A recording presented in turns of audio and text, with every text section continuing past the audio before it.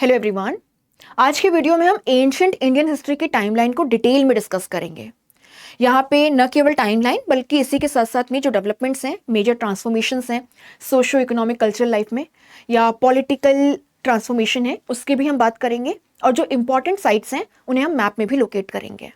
सो अगर आप यूपीएससी का एग्जाम दे रहे हैं या स्टेट पीसीएस का या फिर कोई और एग्जाम जहाँ पे एंशिएंट इंडियन हिस्ट्री से क्वेश्चंस पूछे जाते हैं, लेकिन आपको हिस्ट्री से डर लगता है, एंशिएंट इंडियन हिस्ट्री में किस तरीके से डेवलपमेंट्स अनफोल्ड हुए, किस तरीके से एक सेटल्ड लाइफ की शुरुआत हुई है ना, रूरल सेटलमेंट्स आए, अर्बन सेटलमेंट्स आए, आपके स्टेट का फॉर्मेशन हुआ, किंगडम्स एस्टेब्लिश हुए, एम्पायर्स आए, उनका डिसइंटीग्रेशन हुआ, किस तरीके से सोशो इकोनॉमिक कल्चरल फील्ड में ट्रांसफॉर्मेशंस हुए। अगर आपको ये नहीं समझ आता और आप चाहते हैं कि आप इसकी एक कंप्लीट पिक्चर अपने माइंड में डेवलप कर पाएं, ताकि जब आप एंशिएंट इंडियन हिस्ट्री के हर एक पीरियड को डिटेल्स में पढ़ें तो आपके पास में एक ब्रॉडर ओवरव्यू हो और उनको समझना आपके लिए आसान हो, then this video is for you. तो शुरू करते हैं। एक बार आपको थोड़ा सा ओवरव्यू दे देती हूं। तो यहाँ पे हम एक तो क्रोनोलॉजी डिस्कस करेंगे, फिर जो मेजर डेवलपमेंट्स है उन्हें, एंड हर एक पीरियड की जो इंपॉर्टेंट साइट्स हैं उनको भी हम मैप में लोकेट करेंगे, right from stone age, chalcolithic age, Harappan civilization to your Vedic period, post Vedic period, the rise and growth of Magad, the Mauryan Empire, right? Post Mauryan period, यहाँ पे कौन कौन से पावर्स हमें देखने के लिए मिले, कहाँ कहाँ पर ये रूल कर रहे थे। Gupta period, the golden age of ancient Indian history, and yes the post Gupta period and Harshavardhana's period. So right from the Stone Age to Harshvardhan's period, we will be discussing the entire ancient Indian history timeline along with major developments and sites in detail. ठीक है, in detail. तो आप complete अगर video ढंग से देखते हैं, थोड़ा फोकस्ड मैनर में, इसको एक लेक्चर की तरह, देन मुझे लगता है कि एंशिएंट इंडियन हिस्ट्री के लिए आपको कोई और वीडियो नहीं देखनी पड़ेगी। आपके दिमाग में एक कंप्लीट पिक्चर क्रिएट हो जाएगी और फिर आप जब भी किसी पीरियड को डिटेल में पढ़ेंगे तो आपको पता होगा कि यहाँ पर क्या कुछ होने वाला है। बस फिर आपको थोड़े फैक्ट्स वगैरह जो हैं वे नोटिस करने होंगे। स्पेशली ये वीडियो जो है ये बिगिनर्स के लिए है, तो स्टे ट्यून्ड, राइट। हम स्टार्ट करेंगे आज का एजेंडा जो है वो, लेकिन हाँ उससे पहले छोटा सा आपके लिए इन्फॉर्मेशन है। सो हमने जनरल स्टडीज के डिफरेंट सब्जेक्ट्स के इंडिविजुअल कोर्सेज को लॉन्च किया है। अगर मैं हिस्ट्री के जनरल स्टडीज के इंडिविजुअल कोर्स की बात करूं तो आप यहाँ पे देखेंगे कि यहाँ पे आपको वीडियो लेक्चर्स और पीडीएफ प्रोवाइड की जाएंगी, और ये जो लेक्चर्स हैं ये आपके प्रीलिम्स और मेंस एग्जाम को ध्यान में रखते हुए प्रिपेयर किए गए हैं, जहां पे हम लास्ट 10 ईयर्स के प्रीलिम्स और मेंस के जो पीवाईक्यूज हैं, I think more than 10 years starting from 2013, सब कुछ हम यहाँ कवर कर रहे हैं। इसके अलावा आपको जो मंथली करंट अफेयर्स हैं specially pertaining to art and culture, वो भी प्रोवाइड किए जाएंगे, क्योंकि आपको पता है कि आर्ट एंड कल्चर से जिस टाइप के क्वेश्चंस मेंस या प्रीलिम्स में पूछे जाते हैं वो कहीं ना कहीं करंट ओरिएंटेड होते हैं, है ना। तो ये इसी के साथ में आपको यहाँ पे प्रैक्टिस टेस्ट भी प्रोवाइड किए जाएंगे।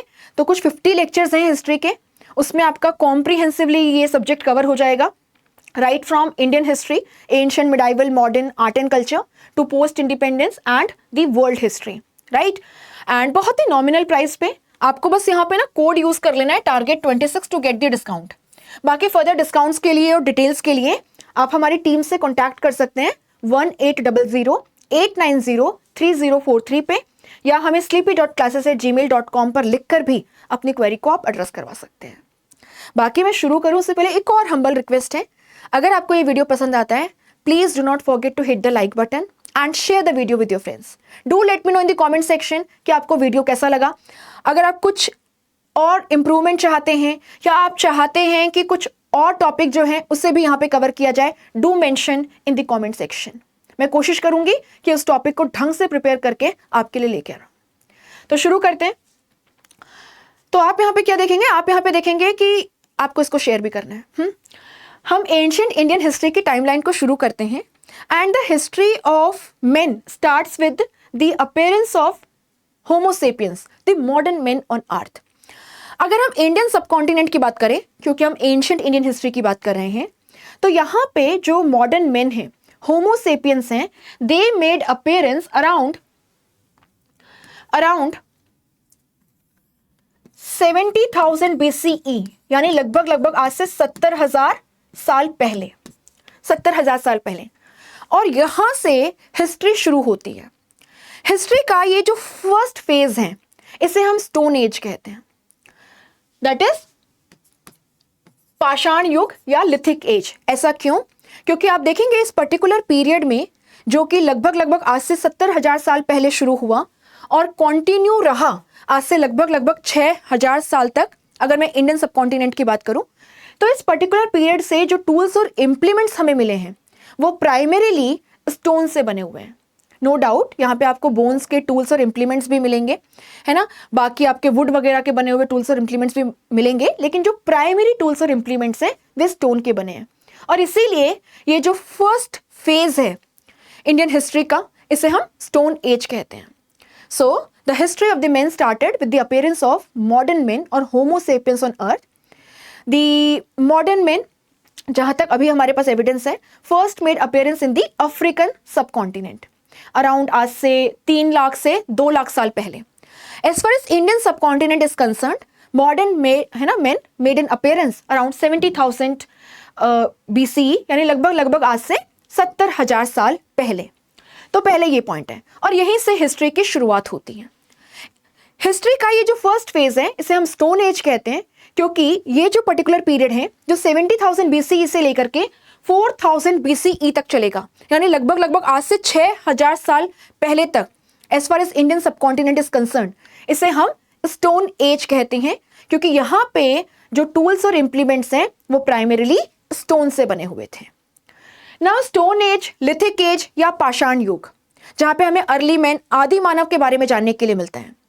दिस इज अ पीरियड जहां पे आपको बायोलॉजिकल इवोल्यूशन भी देखने के लिए मिलेगा and cultural evolution of man to.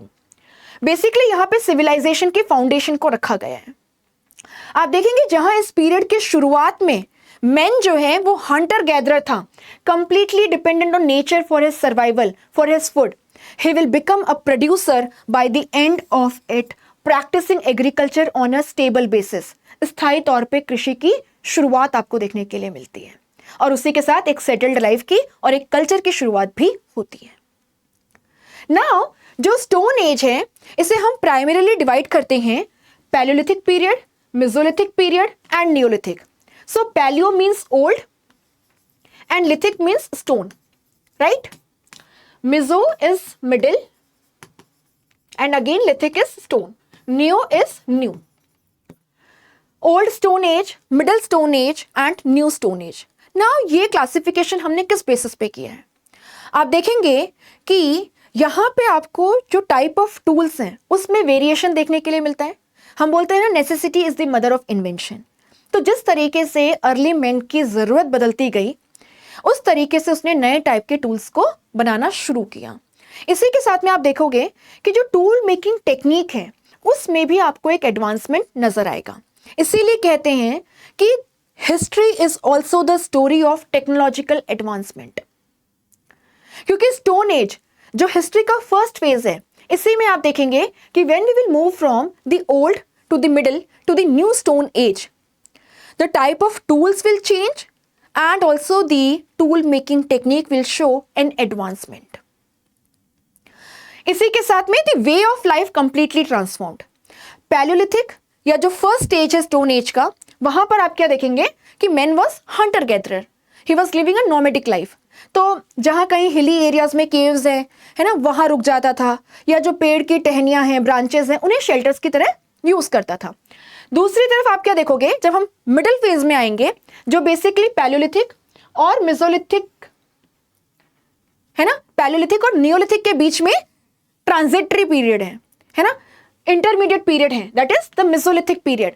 इस पीरियड में आप देखेंगे कि हंटिंग गैदरिंग के साथ साथ में अर्ली मैन जो है वो fishing and domestication of animal जो है उसको भी प्रैक्टिस करने लगेगा। और जो लास्ट फेज है स्टोन एज का, नियोलिथिक पीरियड, इस पीरियड में हम देखेंगे कि along with hunting gathering, domestication of animals, fishing, he will start practicing agriculture on a stable basis. और इसी के साथ में आप यहाँ पे देखेंगे एक सेटल्ड लाइफ की शुरुआत होती है। आपको यहाँ पे कई सारे जो क्राफ्ट्स हैं जैसे कि विविंग है, पोट्री है, उनकी भी शुरुआत देखने के लिए मिलती है। इसीलिए नियोलिथिक पीरियड को नियोलिथिक रिवॉल्यूशन कहा जाता है, क्रांति, क्योंकि जिस तरीके से पैलियोलिथिक पीरियड से नियोलिथिक पीरियड की तरफ जाते हुए ट्रांसफॉर्मेशन हमने देखा है जो इररिवर्सिबल था, विच कंप्लीटली ट्रांसफॉर्म्ड और change the life of main and laid down the foundation for the evolution of civilization, mature culture. It definitely makes it revolutionary. Hunter gatherer, nomadic life. यहां पर हम क्या देखते हैं, थोड़ा सा सेटल्ड लाइफ की तरफ जा रहा है, लेकिन यहां पे with the starting of agriculture being practiced on a stable basis, settled life, and आप यहां पर क्या देखते हैं, a complete transformation. Now men became a producer. सो जो पैलियोलिथिक पीरियड है वो 70,000 BC से कुछ 10,000 BC यानी लगभग आज से 12,000 साल तक चला। अब 10,000 BCE के आसपास आप देखेंगे कि नेचुरल फैक्टर्स के वजह से क्लाइमेट में चेंजेस होना शुरू हुआ। The climate gradually became warm and humid. अब क्लाइमेट चेंज हुआ तो उसका इंपैक्ट वेजिटेशन पे और जो एनिमल लाइफ है उस पर भी पड़ा। अब एनिमल्स जो हैं आप देखेंगे they became smaller in size, they could run faster. और अलग टाइप के एनिमल्स जो ग्रासलैंड्स पर डिपेंड होते थे, है ना, वो आपको बहुतायत में देखने के लिए मिलेंगे, उनका नंबर इंक्रीज हो गया। अब इस टाइप के एनिमल्स को कैच करने के लिए अर्ली मैन जो है उसको नए टाइप के टूल्स की जरूरत पड़ी, तो उसने नए टाइप के टूल्स बनाए और इसी के साथ में उसने इनमें से कुछ एनिमल्स को पालना भी शुरू किया और फिशिंग को भी प्रैक्टिस करना शुरू किया। यानी नेचर पे उसका जो डिपेंडेंस है वो धीरे धीरे कम हुआ और नए टाइप के टूल्स को बना करके उसने इफेक्टिवली इन एनिमल्स को जो स्मॉलर इन साइज थे, दे कुड रन फास्टर, इनको हंट करना भी शुरू किया, है ना। ये आप यहां पर देख रहे हैं। अब ये जो क्लाइमेट में चेंज हुआ नेचुरल रीजंस के वजह से, उससे क्या हुआ, हम जो लास्ट आइस एज है प्लेस्टोसिन, उससे होलोसिन जो प्रेजेंट इपॉक है उसमें एंटर करते हैं, है ना, उसमें हम एंटर करते हैं। सो क्लाइमेट में चेंज, उसका इंपैक्ट फ्लोरा एंड फाउना पे, अर्ली मैन जो है उसको भी अकॉर्डिंगली एडजस्टमेंट करने पड़े और उसने नए टाइप के टूल्स को बनाना शुरू किया ताकि वो फास्ट रनिंग स्मॉल एनिमल्स जो हैं उन्हें इजीली कैच कर सके। इसी के साथ में उसने डोमेस्टिकेशन और फिशिंग को भी शुरू किया है ना। धीरे धीरे आप देखिए सेटल्ड लाइफ की तरफ हम आगे बढ़ रहे हैं, नेचर पे हमारा डिपेंडेंस थोड़ा कम हो रहा है, क्योंकि अगर आप डोमेस्टिकेशन ऑफ एनिमल्स को शुरू कर चुके हैं तो अगर आपको कुछ भी शिकार नहीं मिलता तो आप उन एनिमल्स को भी कंज्यूम कर सकते हैं as meat. And then gradually man learned the art of cultivation of plants. He started practicing agriculture on stable basis and we moved towards the, है ना, we moved towards the Neolithic period or the new stone age. It was around 7,000 और 6,000 BC, यानी लगभग आज से कुछ 9,000 से 7,000 साल पहले। और हमें एग्रीकल्चर के अर्लीस्ट एविडेंसेस मिलते हैं इंडियन सबकॉन्टिनेंट के रिस्पेक्ट में मेहरगढ़ से, जो पाकिस्तान के बलूचिस्तान एरिया में है।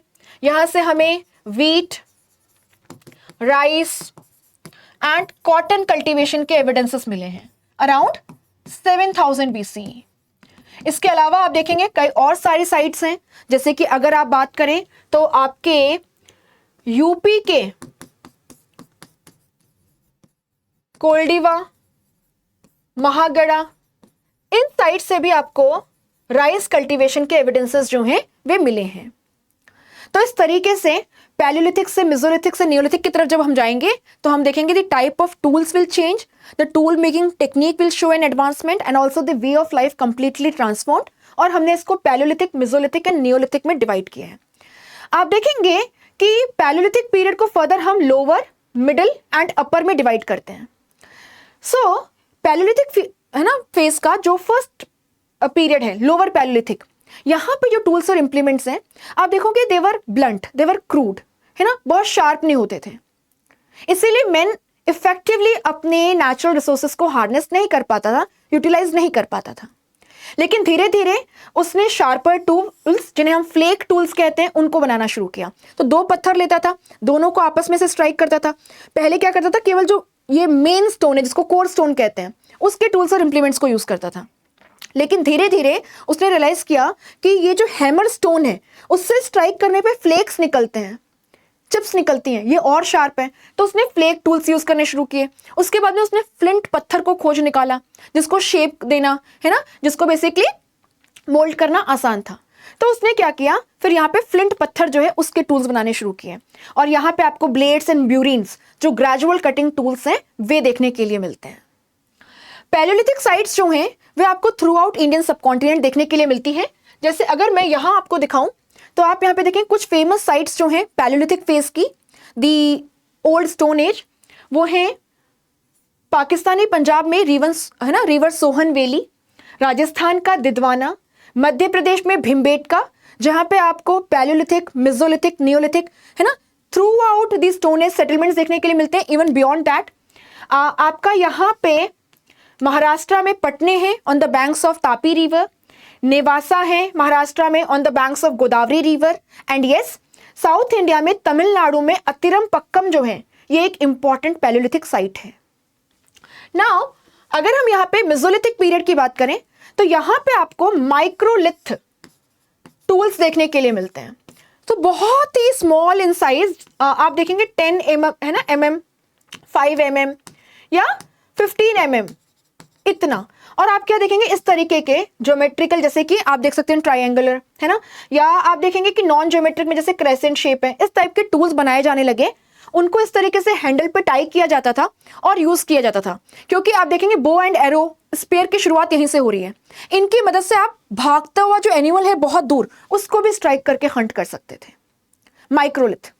एंड जब हम नियोलिथिक पीरियड में आते हैं तो आप देखेंगे जो टूल्स और इंप्लीमेंट्स हैं उनमें आपको एग्रीकल्चर से एसोसिएटेड टूल्स और इंप्लीमेंट्स भी देखने के लिए मिलेंगे, जैसे कि रिंग स्टोन है, सेल्ट या एक्स है। और ये जो टूल्स और इंप्लीमेंट्स हैं इनका बहुत स्मूथ सरफेस है, दे आर वेल रिफाइंड, और ये कहीं ना कहीं अर्ली मैन का जो टेक्नोलॉजिकल सोफिस्टिकेशन है, एडवांसमेंट है, उसे भी शो करता है। So this is stone age. Mesolithic period की इंपॉर्टेंट साइट्स की अगर हम बात करें तो आप यहाँ पे देखेंगे कि दो इंपॉर्टेंट साइट्स हैं बहुत ज्यादा। एक है आपके मध्य प्रदेश में आदमगढ़ और दूसरा है राजस्थान का भिलवाड़ा। यहां पे आपको बागोर मिलेगा। सो बागोर और आदमगढ़ जो है ये इंपॉर्टेंट साइट्स हैं, क्योंकि यहां पे हमें earliest evidence of domestication of animals देखने के लिए मिलता है as far as the Indian subcontinent is concerned. Now इसके अलावा आप यहां पे देखेंगे कि अगर हम नियोलिथिक साइट्स की बात करें तो यहां पे जैसे मैंने आपको मेहरगढ़ के बारे में बताया, earliest evidence of cultivation of more than 2 crops, wheat, rice है ना, कॉटन। आप यहां देख सकते हैं आपका जम्मू एंड कश्मीर का बुर्जा होम है, जो कि अपने पिट ड्वेलिंग्स के लिए फेमस है। आप देखेंगे जमीन में खोद करके घर बनाया गया है, basically to escape the harsh climate. And इसके अलावा गुफकराल भी जम्मू एंड कश्मीर में है। आपको यहाँ पे महागढ़ा, कोल्डी हवा यूपी से देखने के लिए मिलेंगे। और साउथ में एक जो बहुत इंपॉर्टेंट साइट है वो है पय्यम पल्ली। इसके अलावा नॉर्थ ईस्ट में भी आपको दाउजली हेडिंग जैसी साइट्स जो हैं वे देखने के लिए मिलेंगी इन असम। सो ये इंपॉर्टेंट साइट्स हैं Palaeolithic, Mesolithic and Neolithic period की, जो कि आप यहाँ पे देख पा रहे हैं। आगे बढ़ते हैं और आप यहाँ पे देखेंगे कि एक बार जब नियोलिथिक पीरियड की पीरियड खत्म हो रहा है तो हम देखते हैं starting of the metallic age. धीरे धीरे इंसान ने पत्थर के साथ साथ में मेटल जो है उसके टूल्स और इंप्लीमेंट्स बनाने शुरू किए। एंड जो फर्स्ट मेटल है जिससे टूल्स और इंप्लीमेंट्स बनाए गए वो था कॉपर। और ये जो copper and stone using communities हैं इनको हमने कैल्कोलिथिक कल्चर्स का नाम दिया। Chalcolithic, chalco stands for copper and lithic is stone. So copper plus stone tools and implements using communities, copper and stone. तो ये आपको यहां पे ध्यान रखना है। नाउ इंडिया के केस में अगर मैं बात करूं आपसे सिंपल भाषा में, सो ये जो कैल्कोलिथिक एज है it starts from the end of the neolithic age, that is around 4000 BCE and it continue till 1000 BCE। यहां से आपकी आयरन एज जो है वो शुरू हो जाती है, उसकी शुरुआत हो जाती है। सो 4000 से लेकर के आपका ये जो एंटायर पीरियड है टिल 1000 BCE, ये आपका कैल्कोलिथिक पीरियड है, जहां पे आपको वेरियस कैल्कोलिथिक कल्चर्स के बारे में जानने के लिए मिलता है। आप देखेंगे कि ये जो कैल्कोलिथिक कम्युनिटीज हैं ये प्राइमरीली रूरल कम्युनिटीज थी, ठीक है, रूरल कम्युनिटीज थी।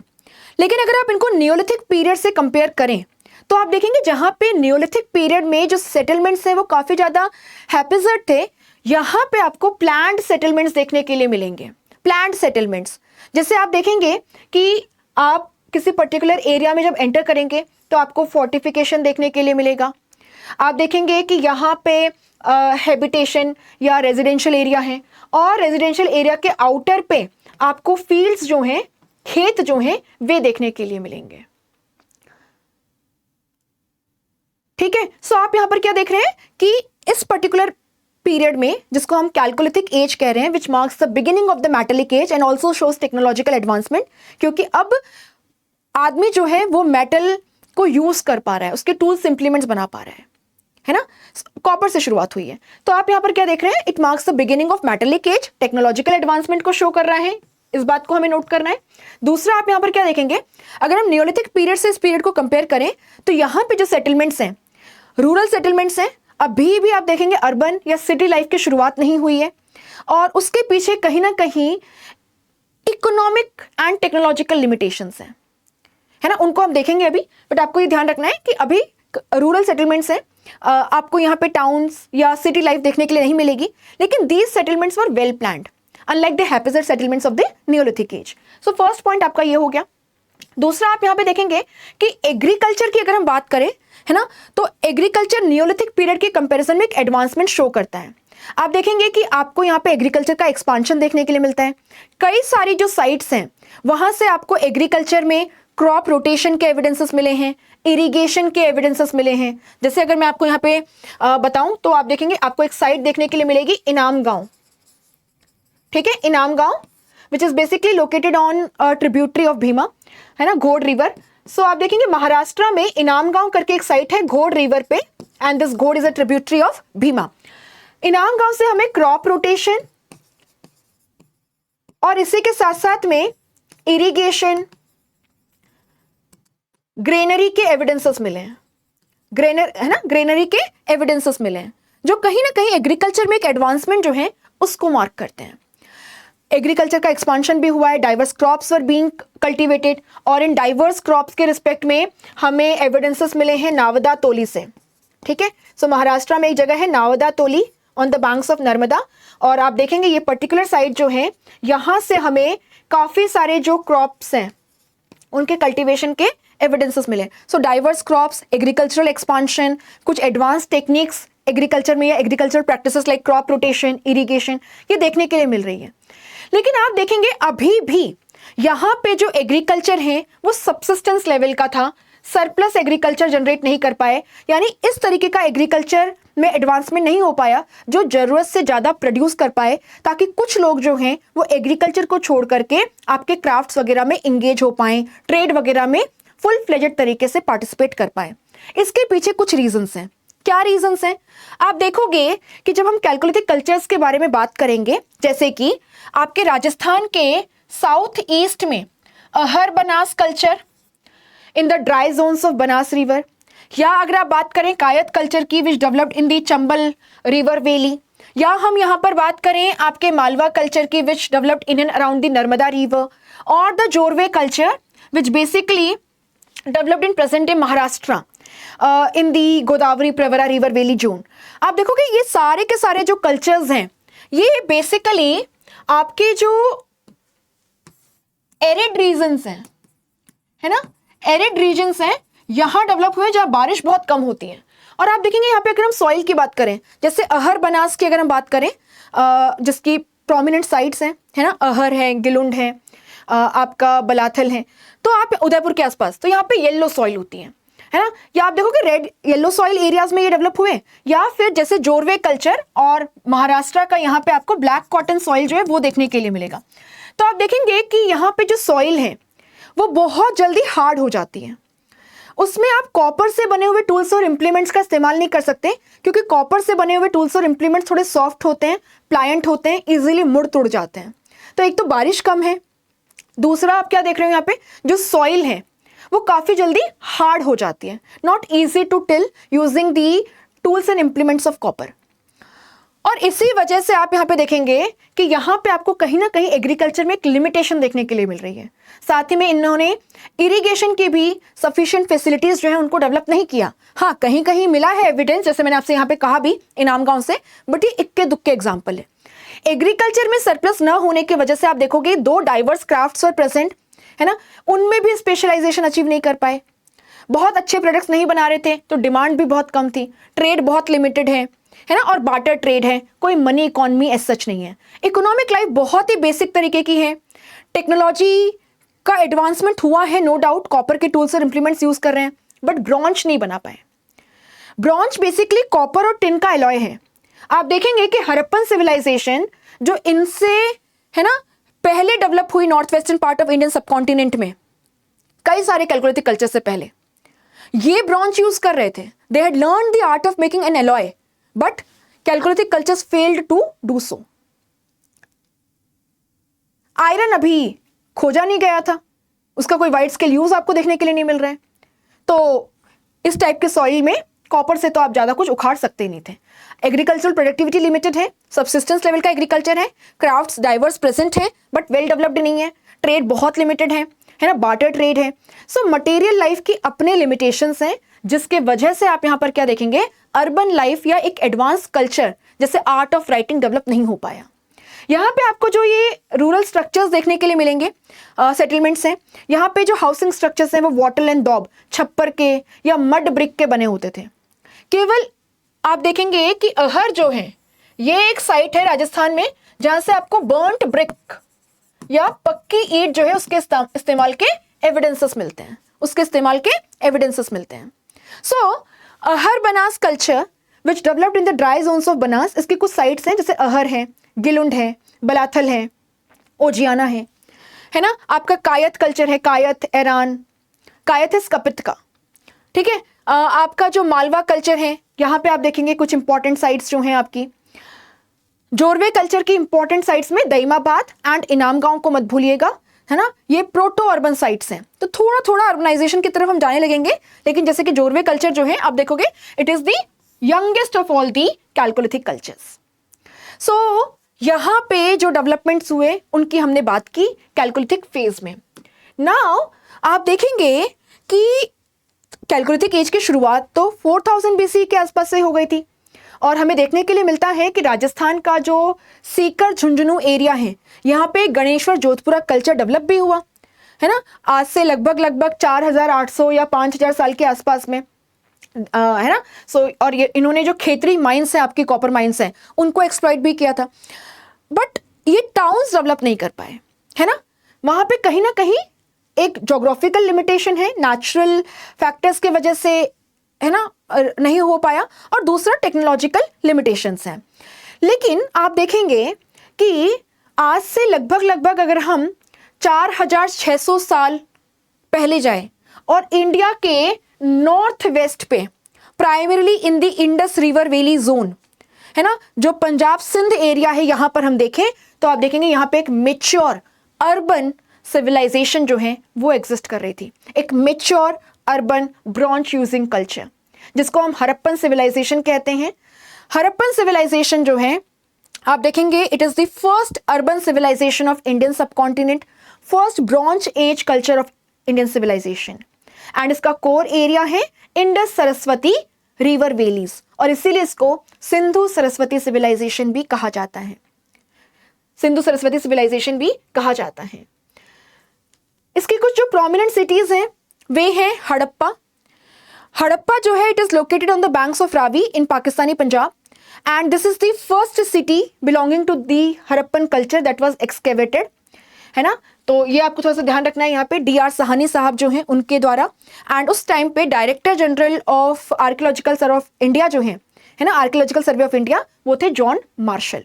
तो इसको हमें थोड़ा सा यहाँ पे नोट करना है। इसके अलावा देखोगे आप मोहनजोदड़ो है, ये पाकिस्तान के सिंध में है, on the banks of Indus, important site है। आपको हमारे यहाँ इतनी सारी और इंपॉर्टेंट साइट्स देखने के लिए मिलेगी, जैसे कि आपका लोथल है गुजरात में, है ना, at the head of the gulf of Cambay. आपको धोलावीरा देखने के लिए मिलेगा जो बेसिकली एक यूनेस्को वर्ल्ड हेरिटेज साइट है। आप देखेंगे राजस्थान के अंदर कालीबंगन है, राइट। इसके अलावा आपका राखीगढ़ी है हरियाणा में, largest Harappan site in the Indian subcontinent. आप देखेंगे इसके अलावा आपके पंजाब वगैरह में रोपड़ है ना, तो इन सबको आप थोड़ा सा ध्यान रख सकते हैं। सो यहाँ पे एक मेच्योर कल्चर किस तरीके से डेवलप हो पाया, कहा जाता है कुछ लोग जो पहले बलूचिस्तान सिंध रीजन में थे, gradually they occupied the fertile flood plains of Indus. यहाँ पे सालाना आप देखेंगे फ्लड्स आया करते थे, और ये फ्लड्स जो हैं ये अपने साथ में जो मिनरल्स हैं, है ना, जो सॉइल न्यूट्रिएंट्स हैं, उनको लेकर के आते थे। तो फर्टाइल सॉइल है, एनुअल फ्लडिंग है, और एनुअल फ्लडिंग जब फ्लड का पानी रिसीड हो जाता था उसके बाद में यहाँ पे बीज बो दिए जाते थे और खेती की जाती थी। उन दिनों इस एरिया में नेचुरल रेनफॉल भी काफ़ी अच्छी थी, दो आज ये डेजर्ट है ना, this area is a desert primarily today, but in those days कहा जाता है वहाँ पे नेचुरल रेनफॉल बहुत अच्छी थी, नेचुरल वेजिटेशन कवर बहुत अच्छा था। और इसी के साथ साथ में आप यहाँ पे क्या देखेंगे, यहाँ पे because of the annual flooding खेती करना आसान था। इसी के साथ इन लोगों ने कॉपर और टिन को मिलाकर के ब्रॉन्ज बनाने की जो कला है उसको सीख लिया। They learned the art of making bronze out of copper and tin. Bronze as a metal has better strength, better durability as compared to copper, and this shows the technological advancement of the people of Harappan culture over the Chalcolithic cultures. So कहा जाता है कुछ लोग जो पहले बलूचिस्तान सिंध में थे, they basically occupied the fertile floodplains of Indus. Natural rainfall बहुत अच्छी थी, टेक्नोलॉजिकल एडवांसमेंट देखने के लिए मिला, एग्रीकल्चर में सरप्लस हुआ, और उसका इम्पैक्ट आपको क्राफ्ट्स में स्पेशलाइजेशन में देखने के लिए मिलेगा। आप देखेंगे ट्रेड वॉल्यूम जो है वो भी एक्सपांड होगी, आपको सिटी लाइफ देखने के लिए मिलेगी। सो मटेरियल लाइफ में जो एडवांसमेंट है it reflected in the urban settlements. कई सारी सिटीज हमें देखने के लिए मिली हैं, जिनमें से मैंने आपको हरप्पा, मोहनजोदड़ो, कालीबंगन, लोथल, धोलावीरा, राखीगढ़ी, है ना, रोपड़, इनके बारे में बताया भी है। लेकिन आप देखेंगे अभी भी, दो इसे हम फर्स्ट अर्बन सिविलाइजेशन कहते हैं, आपको इस बात का ध्यान रखना है कि अभी भी मेजॉरिटी ऑफ लोग जो हैं वो एग्रीकल्चर में इन्वॉल्व थे, रूरल एरियाज में रहते थे। इसे नहीं भूलना है, ठीक है, इसे नहीं भूलना है। बट हाँ, अर्बन लाइफ की शुरुआत यहीं से हुई है। और दूसरा आप देखेंगे first bronze age culture of Indian subcontinent. इस पर्टिकुलर सिविलाइजेशन के मेच्योर फेज में अगर आप ज्योग्राफिकल एक्सटेंट की बात करें तो आप देखेंगे यहाँ पे नॉर्थ में जम्मू में जो मांडा है it was the northern most point. Western UP में अलामगीरपुर जो है ये इसका ईस्टर्न मोस्ट पॉइंट था। आपका दैमाबाद जो है महाराष्ट्र में on the banks of river Godavari, आप यहाँ पे देखेंगे कि ये इसका सदर्न मोस्ट पॉइंट है। एंड सुतका गेंडोर जो बेसिकली पाकिस्तान के मकरान कोस्ट में है, ये इसका वेस्टर्न मोस्ट पॉइंट है, ये इसका वेस्टर्न मोस्ट पॉइंट है। ओके, इस पर्टिकुलर फेज में आपको यहाँ पे टाउन एंड सिटी लाइफ देखने के लिए मिलेगी। टाउन्स जो है वो वेल प्लान्ड थे, इंटीग्रेटेड टाउन प्लानिंग, पहले प्लानिंग की जाती थी और फिर कंस्ट्रक्शन होता था। यहाँ पे आप देखेंगे कि जो रोड्स हैं they use to cut each, है ना, they use to cut each other at 90 degrees, इस तरीके से कंजेशन को अवॉइड करने के लिए। और आप देखेंगे कि रोड के पैरेलली आपको स्ट्रीट ड्रेन्स जो है वे देखने के लिए मिलेंगी जो वेल कवर्ड थी, और इनका जो बेस है वो भी बर्न्ड ब्रिक्स से बना हुआ था ताकि ग्राउंड वाटर पल्यूट ना हो, डर्ट इधर उधर स्प्रेड, है ना, ना हो, उसके वजह से इनको कवर किया जाता था। आपको रेगुलर इंटरवल्स पे जो मेन होल्स हैं वो भी देखने के लिए मिलेंगे फॉर क्लीनिंग पर्पसेस। यहां पे आपको दोनों तरफ घर जो हैं वे देखने के लिए मिलेंगे, और घर जो हैं आप देखेंगे कि रोड से दूसरी तरफ को खुलते थे, यानी प्राइवेसी का ध्यान रखा जाता था।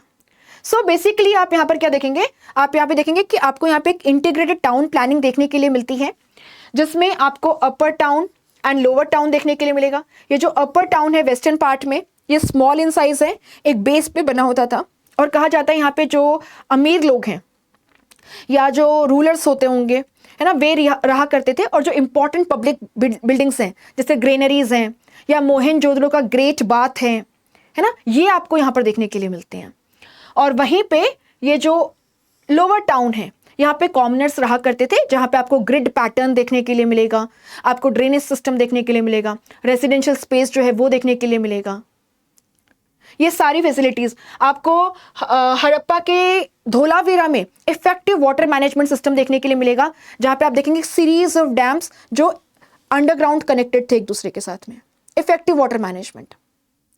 सो हड़प्पन्स का बेसिकली जो ज्योग्राफिकल एरिया है, fertile flood plains of Indus, natural rainfall being very good, technological advancement and arid regions में भी, जैसे कि धोलावीरा जो है उसकी अगर हम बात करें तो कच्छ रीजन में है, यहाँ बारिश बहुत नहीं होती है, लेकिन आप यहाँ पर क्या देखोगे, आप यहाँ पे देखोगे यहाँ पे भी इफेक्टिव वाटर मैनेजमेंट सिस्टम की वाया वो सिटी लाइफ को डेवलप कर पाए. So these were the factors behind the rise of the first urban civilization of the Indian subcontinent. लेकिन कुछ 1900 BCE के आसपास में इस पर्टिकुलर सिविलाइजेशन का डिक्लाइन शुरू हुआ.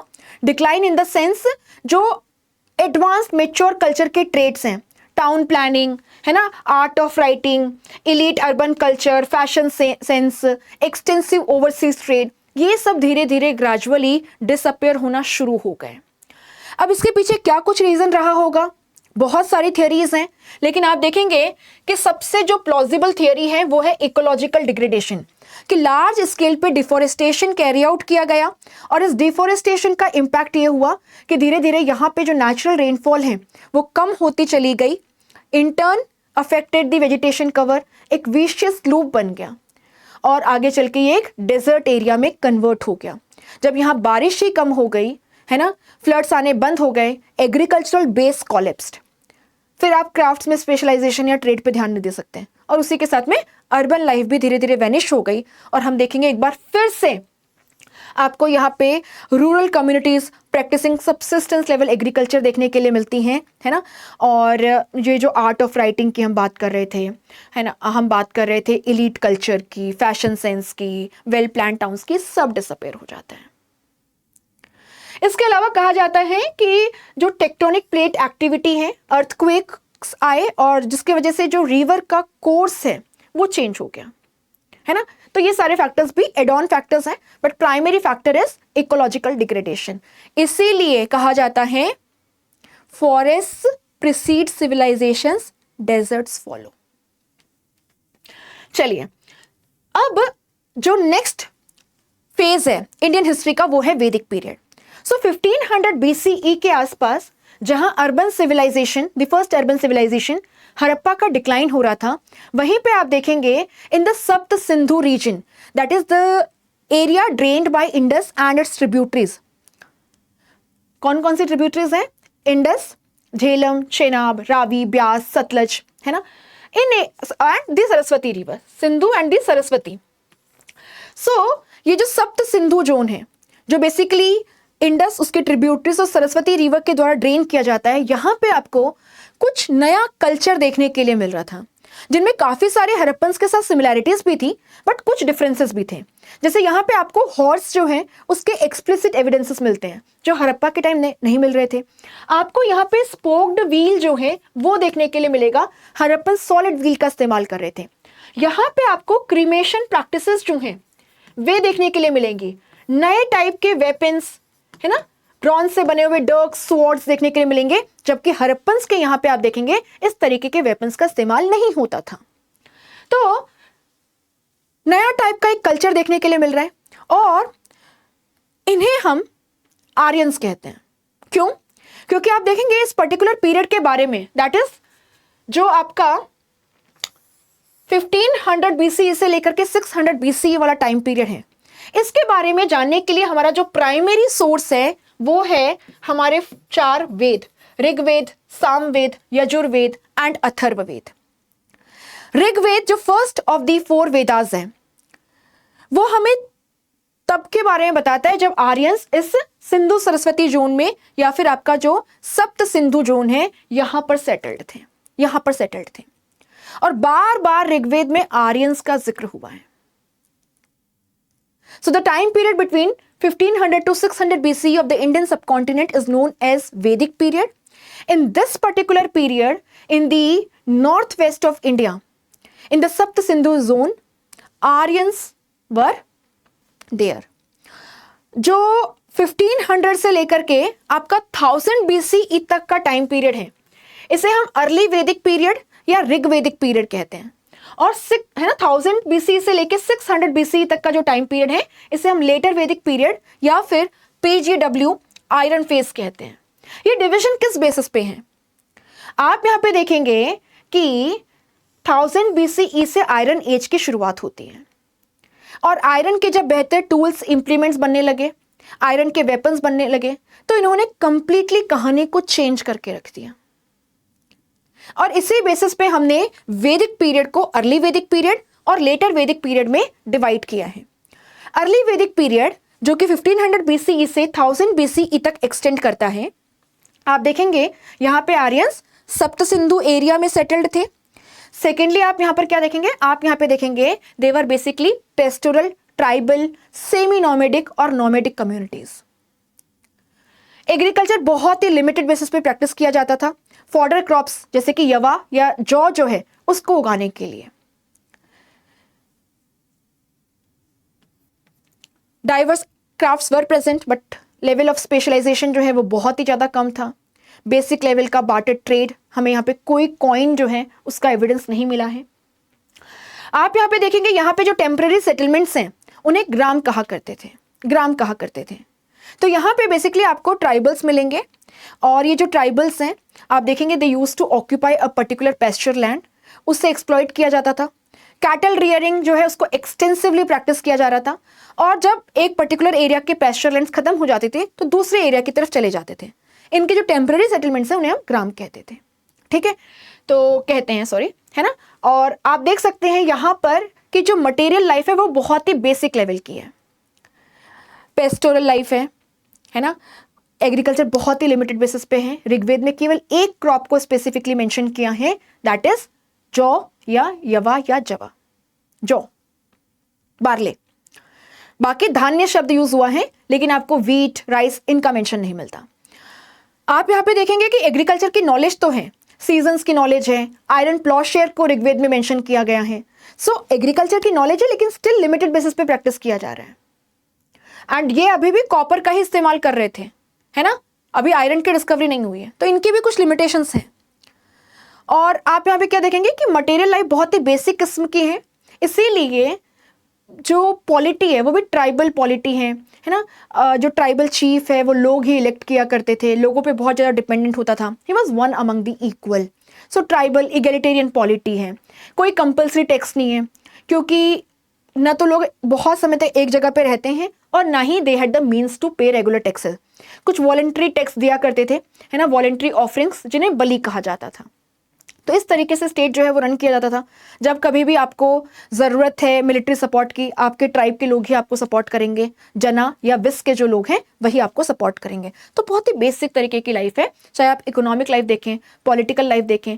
रिलीजन भी बहुत सिंपल है, बहुत सिंपल रिचुअल्स हैं इंडिविजुअल या कलेक्टिव लेवल पे। कोई कैटल सेक्रीफाइस वगैरह आपको ज़्यादा यहाँ पर देखने के लिए नहीं मिलेगा। नेचर वर्शिप है, यज्ञ होते थे बट कैटल सेक्रीफाइस नहीं। और यहाँ पे कोई मोक्ष, लिबरेशन, ऐसे स्पिरिचुअल बातें नहीं हो रही थी। जो भी प्रेयर्स की जाती थी, है ना, पूजा होती थी, they were aimed at material wellbeing, है ना, ये आपको यहाँ पे ध्यान रखना है। नाउ 1000 BCE के आसपास इंडियन सबकॉन्टिनेंट में आयरन एज की शुरुआत होती है। और आप यहाँ पे देखेंगे कि आयरन के जब टूल्स और इंप्लीमेंट्स बनाए जाने लगे, जैसे कि आयरन प्लॉ, आयरन एक्स, तो आयरन एक्स की मदद से क्या किया गया, इस पर्टिकुलर एरिया में, है ना, जो आपका गंगा यमुना का अपर गैंजेटिक प्लेन है, यहाँ पे जो डेंस वेजिटेशन है उसको क्लियर किया जा सका। आयरन प्लॉशेयर का इस्तेमाल भी आपको धीरे धीरे देखने के लिए मिलेगा, ग्रेजुअली खेती की जाने लगी।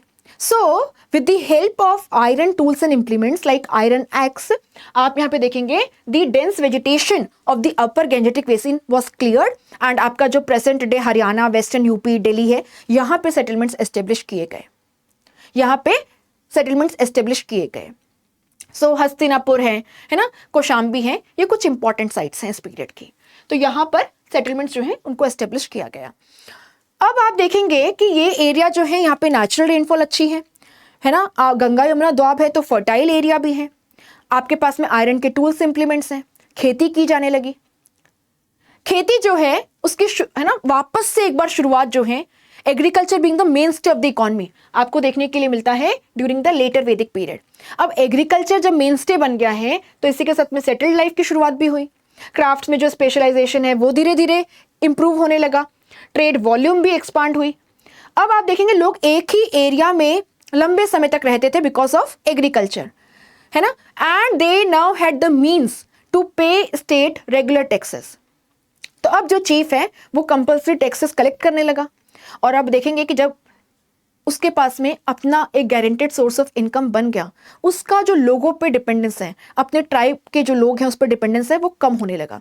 वहीं पे ट्राइब के लोगों का जो राजन है, जो ट्राइबल चीफ है, उस पर डिपेंडेंस बढ़ गया, क्योंकि वही उनको सिक्योरिटी प्रोवाइड कर रहा था, उनको प्रोटेक्शन प्रोवाइड कर रहा था। और आप देखेंगे कि इस पीरियड में आपको जो स्टेट है, जनपद है, उसकी शुरुआत देखने के लिए मिलती है। सो रूलर है, उसकी टेरिटरी है, लोग हैं, उसके पास में कुछ बेसिक लेवल की एडमिनिस्ट्रेटिव मशीनरी भी थी, और रूडिमेंट्री आर्मी, बहुत ही बेसिक लेवल की आर्मी को वो जब चाहे तब मोबिलाइज कर सकता था, क्योंकि उसके पास अब पैसा था। तो स्टेट की शुरुआत यहां से हुई है। लेकिन आप यहां पर क्या देखेंगे कि अभी भी स्टेट के पास जो सोर्सेस हैं, जो सोर्सेस ऑफ इनकम है, वो बहुत लिमिटेड हैं। वो बहुत एलाबोरेट मशीनरी, एडमिनिस्ट्रेटिव मशीनरी जो है उसे हायर नहीं कर सकता, पे नहीं कर सकता। परमानेंट लार्ज स्टैंडिंग आर्मीज जो हैं उन्हें मेंटेन नहीं कर सकता। बट हाँ, स्टेट की शुरुआत इसी पीरियड से हुई है, ये आपको ध्यान रखना है। धीरे धीरे राजन की जो पोजीशन है वो स्ट्रांग होती चली गई। Tribal assemblies lost their power. Rajan जो है, आप देखेंगे, he made his position hereditary, राजा का बेटा ही राजा बनेगा, ये शुरू हो गया यहां से। समाज में सोशल इनइक्वालिटी की भी शुरुआत हुई। वर्णा सिस्टम जो है, it became a defining feature, जहां पे ब्राह्मण, क्षत्रिय, वैश्य, शूद्र, है ना, इस तरीके से लोगों को क्लासिफाई किया जाने लगा। Brahmans were at the top of the social ladder and the Shudras being at the bottom, है ना। इसकी शुरुआत, आपका जो गोत्र एक्सोगैमी है, उसकी शुरुआत यहीं से शुरू हुई कि सेम गोत्र में शादी नहीं कर सकते हैं, है ना। इस तरीके के रूल्स रेगुलेशंस जो हैं वो बनने लगे। जो शूद्र हैं, वीमेन हैं, उन पे बहुत सारे डिस्क्रिमिनेटरी प्रैक्टिसेस को इम्पोज किया जाने लगा। जैसे वीमेन जो हैं, वे अब मंत्र कंपोज नहीं कर सकती थी, यज्ञास में पार्टिसिपेट नहीं कर सकती थी, पढ़ नहीं सकती थी वेदों को। इस तरीके से रिलीजन में कैटल सेक्रीफाइसेस, बहुत सारे रिचुअल्स, एंड ब्राह्मणिकल क्लास, जो प्रीस्टली क्लास है, उसकी मोनोपोली। तो इस तरीके से यहां पे कुछ डेवलपमेंट्स आपको देखने के लिए मिलेंगे। आप देखेंगे इसी समय जो ये रिचुअल्स हैं, कैटल सेक्रीफाइसेस हैं, है ना, इनके अगेंस्ट एक रेजिस्टेंस मूवमेंट भी आपको धीरे धीरे डेवलप होता हुआ नजर आएगा by the end of the later Vedic period. और हम देखेंगे कि आपको जैनिज्म, बुद्धिज्म, इनकी शुरुआत देखने के लिए मिलेगी। जो उपनिषद हैं उन्हें लिखा गया। उपनिषद जो वेद का लास्ट पार्ट है, जिन्हें वेदांता भी कहा जाता है, इसीलिए आप देखेंगे यहाँ पे जो वेदों की कोर मीनिंग है उसको एक्सप्लेन करने की कोशिश की गई कि देखिए ये मीनिंग है, अग्नि में आहुति दीजिए, मतलब अहंकार की आहुति दीजिए, does not mean cattle sacrifice. तो वेदा, है ना, वेदास का जो कोर मीनिंग है वो उपनिषद में है। उपनिषद कर्म कांड के अगेंस्ट है ना, ज्ञान कांड या नॉलेज सेक्शन को बिलोंग करते हैं वेदास के। तो आपको ये थोड़ा सा यहां पे ध्यान रखना है। नाउ वैदिक पीरियड में ये जो डेवलपमेंट्स हुए, ये पोस्ट वैदिक पीरियड में और आगे बढ़े। धीरे धीरे आप क्या देखेंगे, आप देखेंगे कि इस पर्टिकुलर पीरियड में, पोस्ट वैदिक पीरियड में, which basically refers to the time period between 600 to 400 BC of the Indian subcontinent. आप देखेंगे यहाँ पे सेटलमेंट जो है ये फर्दर ईस्ट में, यानी आपका जो मिडिल गैंजेटिक प्लेन है एंड जो आपका लोअर गैंजेटिक प्लेन है, इनको भी ऑक्यूपाई किया गया। Basically meaning the rest of the parts of UP, Bihar and parts of Bengal, they were occupied. यहाँ पे सेटलमेंट्स जो हैं उन्हें एस्टेब्लिश किया गया। यहाँ पे सेटलमेंट्स जो हैं उनको एस्टेब्लिश किया गया। अब यहाँ पे अगेन फर्टाइल सॉइल, है ना, आयरन एज है। आपको पता है झारखंड की आयरन माइंस जो हैं, they are the richest iron mines of the entire Indian subcontinent. इन माइंस को एक्सप्लॉइट किया गया, बेटर टूल्स, इंप्लीमेंट्स बनाए गए, है ना, वेपन्स बनाए गए। और आप यहाँ पे क्या देखेंगे, taking advantage of the fertile soil, good amount of rainfall and the reverse, जिनको आप ट्रांसपोर्टेशन, कम्युनिकेशन के लिए, आर्मी मोबिलाइजेशन के लिए यूज कर सकते थे। एग्रीकल्चर में एक सरप्लस डेवलप हो पाया। एग्रीकल्चर में एडवांस टेक्निक्स आपको, जैसे वेट पेडी कल्टीवेशन जो है, वो आपको देखने के लिए मिलेगा, जिससे आउटपुट इंक्रीज हुआ। तो आप क्या देखेंगे यहाँ पे, because of natural factors and technological advancement, जैसे आयरन को हार्ड बनाने की टेक्निक, आयरन के टूल्स, इंप्लीमेंट्स, आयरन का प्लॉशेयर एक्सटेंसिवली यूज किया जाने लगा, एंड इसी के साथ में wet paddy cultivation. So natural factors and technological advancement, they contributed to surplus agriculture. Surplus agriculture, surplus agriculture है तो क्राफ्ट्स में जो डिग्री ऑफ स्पेशलाइजेशन है वो भी बहुत अच्छे से आपको बढ़ता हुआ नजर आएगा, है ना। ट्रेड वॉल्यूम भी एक्सपांड होगा, यानी मटेरियल लाइफ में एक प्रोग्रेस आपको देखने के लिए मिलेगा। यहाँ पे स्टेट जो टैक्सेस कलेक्ट कर रहा है उनका अमाउंट भी बढ़ जाएगा। स्टेट के पास में अब एक गारंटेड, है ना, लार्ज रेवेन्यू बेस है, सोर्सेस ऑफ इनकम है, एक अच्छा खासा सोर्स ऑफ इनकम है। और इसी के वजह से स्टेट जो है वो अपनी जो भी एडमिनिस्ट्रेटिव रिस्पॉन्सिबिलिटीज हैं, मिलिट्री रिस्पॉन्सिबिलिटीज हैं, जैसे कि ऑफिशियल्स को हायर करना, उन्हें पे करना, वेलफेयर मेजर्स जो है उन्हें कैरी आउट करना, इरिगेशन फैसिलिटीज डेवलप करना, इंफ्रास्ट्रक्चर, इस पे काम कर पाएगा। एक परमानेंट स्टैंडिंग आर्मी जो है उसे मेंटेन कर पाएगा। आप देखेंगे क्योंकि अभी हमारे पास में एग्रीकल्चरल सरप्लस है तो पॉपुलेशन ग्रोथ भी आपको देखने के लिए मिलेगी। सो आप क्या देखेंगे, advanced food producing economy, population growth, specialization in craft, expansion of trade made the state more strong. और जो छोटे छोटे से स्टेट्स थे पहले, उनमें से कई सारे जो कि अपने नेबर्स के कंपैरिजन में लार्ज थे और पावरफुल थे, उन्होंने अपने स्मॉलर नेबर्स पे अटैक किया और उनकी टेरिटरीज को अपने अंदर सब्ज्यूम कर लिया। तो जो स्टेट या जनपद, tribal states letter Vedic period में शुरू हुए थे, आप देखेंगे कि पोस्ट वैदिक पीरियड में हम क्या देखते हैं कि इनमें से कई सारे जो कंपैरेटिवली लार्ज थे, पावरफुल थे, जिनके पास में अच्छा रिसोर्स बेस था, उन्होंने अपने वीकर नेबर्स पे अटैक किया और उनकी टेरिटरीज को सब्ज्यूम कर लिया। और इस तरीके से लार्ज टेरिटोरियल स्टेट्स या जो महाजनपदास हैं उनका राइज आपको देखने के लिए मिलेगा। मटेरियल लाइफ में ये जो एडवांसमेंट हुआ, एग्रीकल्चरल सरप्लस, क्राफ्ट्स में specialization, trade volume expansion, give rise to urbanization, second urbanization, है ना, एंड फर्स्ट हिस्टोरिकल अर्बनिज्म। तो आप यहां पे देखेंगे अर्बनाइजेशन आपको यहां पे देखने के लिए मिल रहा है। इसको फर्स्ट हिस्टोरिकल अर्बनिज्म क्यों बोला हमने, क्योंकि हड़प्पन सिविलाइजेशन को हम प्रोटो हिस्टोरिक पीरियड में रखते हैं। वहां पे आर्ट ऑफ राइटिंग थी लेकिन उसको हम अभी तक डिसाइफर नहीं कर पाए, पढ़ नहीं पाए हैं। But don't get into the details, अगर आपने अभी हिस्ट्री शुरू की है, बस आपको ध्यान रखना है सेकेंड अर्बनाइजेशन जो है वो आपको पोस्ट वैदिक पीरियड में देखने के लिए मिलता है ना। So these factors basically contributed to second urbanization, rise of Mahajanapadas. And यहां पे आपको कुछ 16 महाजनपद देखने के लिए मिलते हैं जिनके बारे में हमारी इंफॉर्मेशन जो है जैन टेक्स्ट, भगवती सूत्र एंड बुद्धिस्ट टेक्स्ट अंगुत्तर निकाय से आती है। जिनमें से एक महाजनपद जो है मगध, वो सबसे पावरफुल बन जाएगा और यहीं पे हमें मौर्य जो हैं उनका रूल देखने के लिए मिलेगा। मौर्य जो हैं उनका रूल देखने के लिए मिलेगा। इस पर्टिकुलर पीरियड को एज ऑफ बुद्धा भी कहा जाता है, क्योंकि आप देखेंगे कि ब्राह्मणिकल रिलीजन और वहां पे जो rituals, ritualistic formulas, kettle sacrifice rampant होता जा रहा था, उससे लोग बहुत, है ना, फेडअप हो चुके थे। इसी के साथ में वर्णा सिस्टम, उसकी रिजिडिटी, हिराकी, उससे भी लोग बहुत परेशान थे। जो वैश्य वर्ण है, जो प्रोड्यूसिंग क्लासेस हैं, उनको लगता था कि सारा टैक्स हम पे करते हैं, मेहनत हम करते हैं, और फिर भी हमारा सोशल स्टेटस जो है वो थर्ड नंबर पे आता है। एक एग्रीकल्चरल इकोनॉमी कैटल सेक्रीफाइस को सस्टेन नहीं कर सकती है।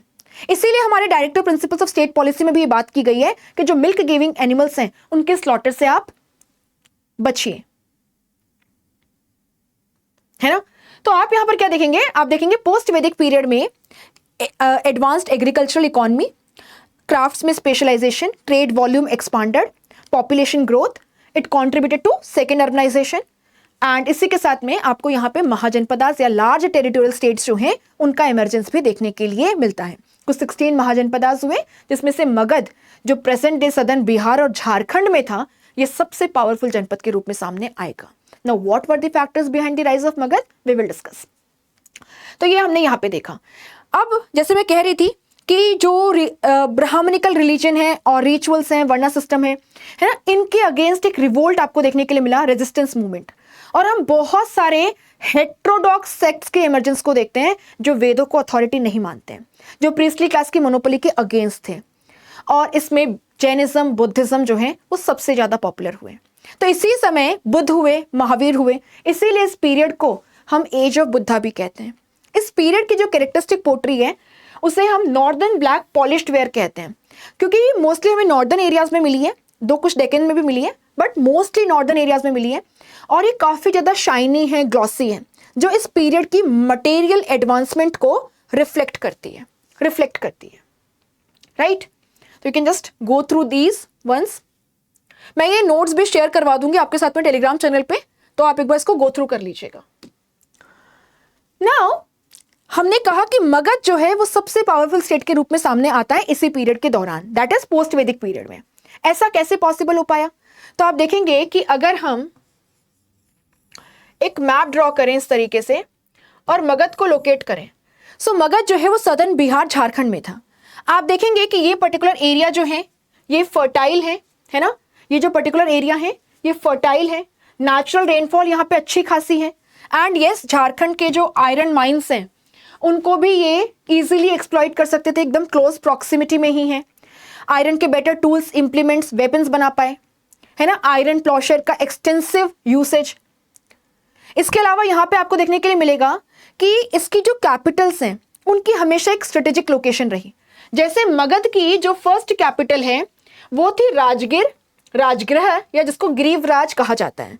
ये चारों तरफ से हिल्स से घिरा हुआ था और जो कहीं गैप था उसको स्टोन से ऐसे प्लग किया हुआ था। तो it was not easy to invade Magadha in those days, है ना।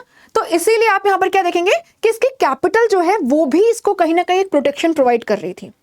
इसकी सेकंड कैपिटल पाटलिपुत्रा थी, और आप देखोगे कि पाटलिपुत्र जो है it is basically surrounded by reverse on all the sides, है ना, ऑन ऑल दी साइड्स। सो आप देखेंगे कि सोन नदी है ना, पुनपुन नदी है, इधर गंगा है, चारों तरफ से घिरा हुआ है ना।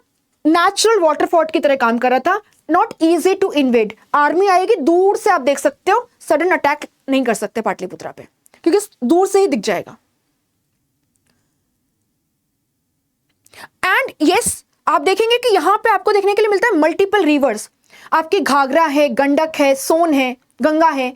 आप चारों डायरेक्शंस में, नॉर्थ है ना, साउथ, वेस्ट, ईस्ट में सामान को ले जा सकते हैं, ला सकते हैं, ट्रांसपोर्टेशन, कम्युनिकेशन के लिए रिवर्स का इस्तेमाल कर सकते हैं, और आप अपनी आर्मी और ट्रुप्स को भी इजीली मोबिलाइज कर सकते हैं। सो इस पर्टिकुलर एरिया में फर्टाइल सॉइल्स, है ना, fertile soil, good amount of natural rainfall, iron in the vicinity, extensive usage of iron ploughshare, and because of the rivers irrigation facilities जो हैं आप उन्हें डेवलप कर सकते थे। एग्रीकल्चरल सरप्लस, एग्रीकल्चर इनकम बहुत ज़्यादा आपको यहाँ पे देखने के लिए मिलेगी। क्राफ्ट्स में स्पेशलाइजेशन डेवलप हो पाया उसी के चलते, क्योंकि अब सब लोगों को एग्रीकल्चर में इन्वॉल्व होने की ज़रूरत नहीं थी। और इसी के साथ साथ में आप यहाँ पर क्या देखेंगे, आप यहाँ पे देखेंगे आपका जो ट्रेड है वो भी एक्सपांड होगा, और जो रिवर्स हैं उन्हें इजीली आप ट्रांसपोर्टेशन, कम्युनिकेशन के लिए इस्तेमाल कर सकते थे। इनकी कैपिटल की जो लोकेशन है काफ़ी ज़्यादा स्ट्रेटेजिक थी, डिफेंस पर्पसेस से काफ़ी ही सही लोकेशन है। आप रिवर्स के वाया भी अपने ट्रूप्स को इजीली मोबिलाइज कर सकते थे। आयरन के वेपन्स जो हैं वो आप बड़ी संख्या में मैन्युफैक्चर कर सकते थे, और अब आयरन को हार्ड बनाने की टेक्निक जो है उससे भी इन्वेंट कर लिया गया था।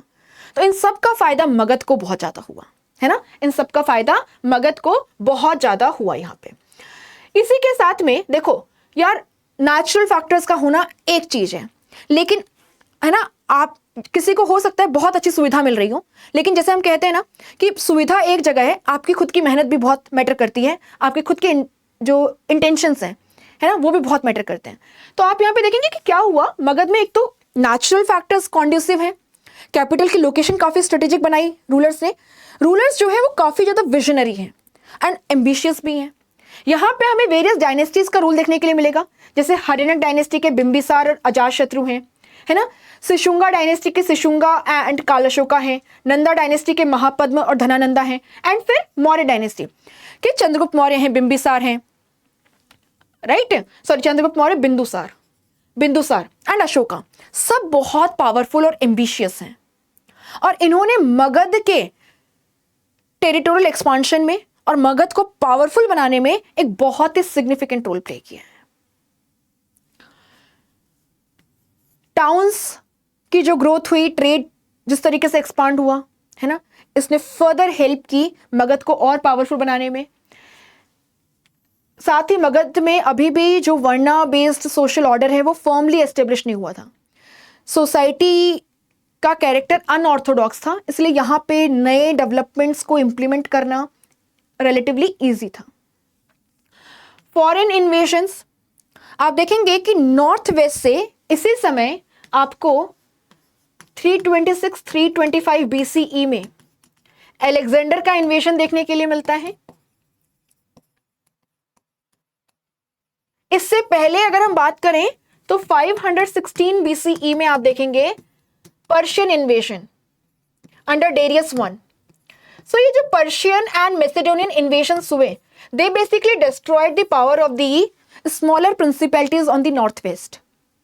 एंड इससे मगध के जो रूलर्स हैं, नंदास हैं, मौर्यास हैं, उनके लिए आसान हो पाया इन एरियाज को ऑक्यूपाई करना और एक एम्पायर जो है उसकी फाउंडेशन को रखना। तो आप क्या देख रहे हैं, लेटर वैदिक पीरियड में हम जनपद की बात कर रहे थे, स्मॉल ट्राइबल स्टेट्स, फिर हम महाजनपद और किंगडम की बात कर रहे हैं पोस्ट है ना, पोस्ट वैदिक पीरियड में। और अब आप क्या देखेंगे, मौर्य समय में इंडिया का जो फर्स्ट ऑल इंडिया एम्पायर है उसकी फाउंडेशन को रखा गया। मौर्य एम्पायर की जो फाउंडेशन है उसे 321 BCE में चंद्रगुप्त मौर्य के द्वारा रखा गया। चंद्रगुप्त मौर्य जो है ये बेसिकली चाणक्य और है ना, चाणक्य या जिनको हम कौटिल्य या विष्णु शर्मा कहते हैं, उनकी मदद से इस एम्पायर की फाउंडेशन को रख पाए, है ना। सो जो नंदा डायनेस्टी है उसके जो लास्ट रूलर हैं धनानंदा, जो मगध को रूल कर रहे थे जब अलेक्जेंडर का इन्वेजन हुआ, आप देखेंगे धनानंदा जो है ये काफी अनपॉपुलर थे अपने सब्जेक्ट्स के बीच में, अपने लोगों के बीच में, because of his cruel and oppressive rule. बहुत लोग इनको पसंद नहीं करते थे।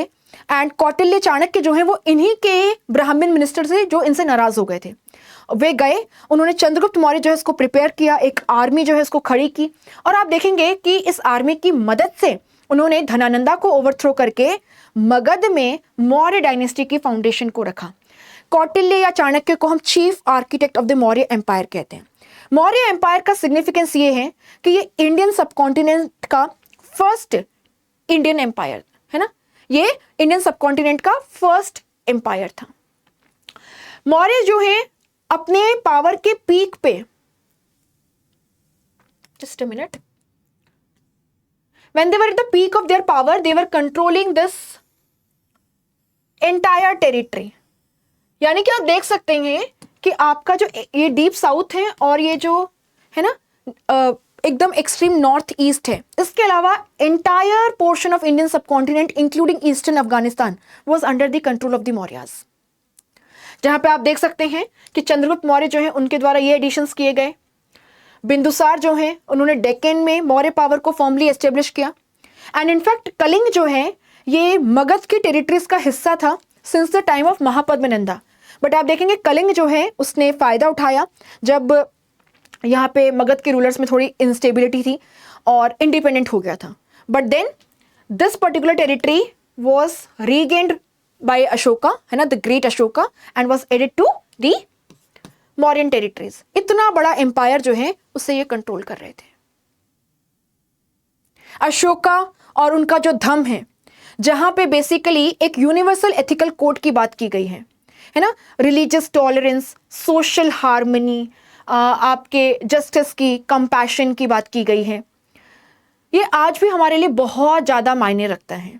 वेलफेयर सेंट्रिक मेजर्स की बात की गई है ना, पैटर्नल किंगशिप की बात की गई है, वेलफेयर सेंट्रिक मेजर्स की बात की गई है, and religious tolerance, non aggression, peace की बात की गई है। तो अशोका का जो धम्म है आज भी वो उतना ही रेलिवेंट है। बट हुआ क्या, अशोका जो है उनका पीरियड खत्म होता है 232 BCE के आसपास में, और उसके बाद में मौर्य एम्पायर का डिसइंटीग्रेशन हो जाता है। सो आप देखेंगे कि अशोका के जो बेटे हैं कुणाल, वो वेस्टर्न पार्ट को रूल कर रहे थे। पहले ये तक्षशिला के गवर्नर हुआ करते थे अशोका के समय, और जो ईस्टर्न पार्ट है यहाँ पे हमें दशरथ, बृहदर्थ, इन रूलर्स का रूल देखने के लिए मिलता है।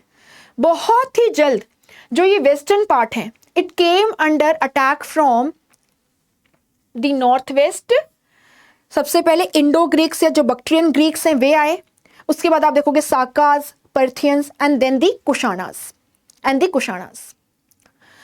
चाइनीज एम्परर जो है उसने देखा था कि किस तरीके से चाइनीज टेरिटरी के वेस्टर्न फ्रिंजेस पे एक ट्राइब है कुशाणास, जो कंप्लीटली बारबेरियन ट्राइब है, नोमेडिक ट्राइब्समैन है।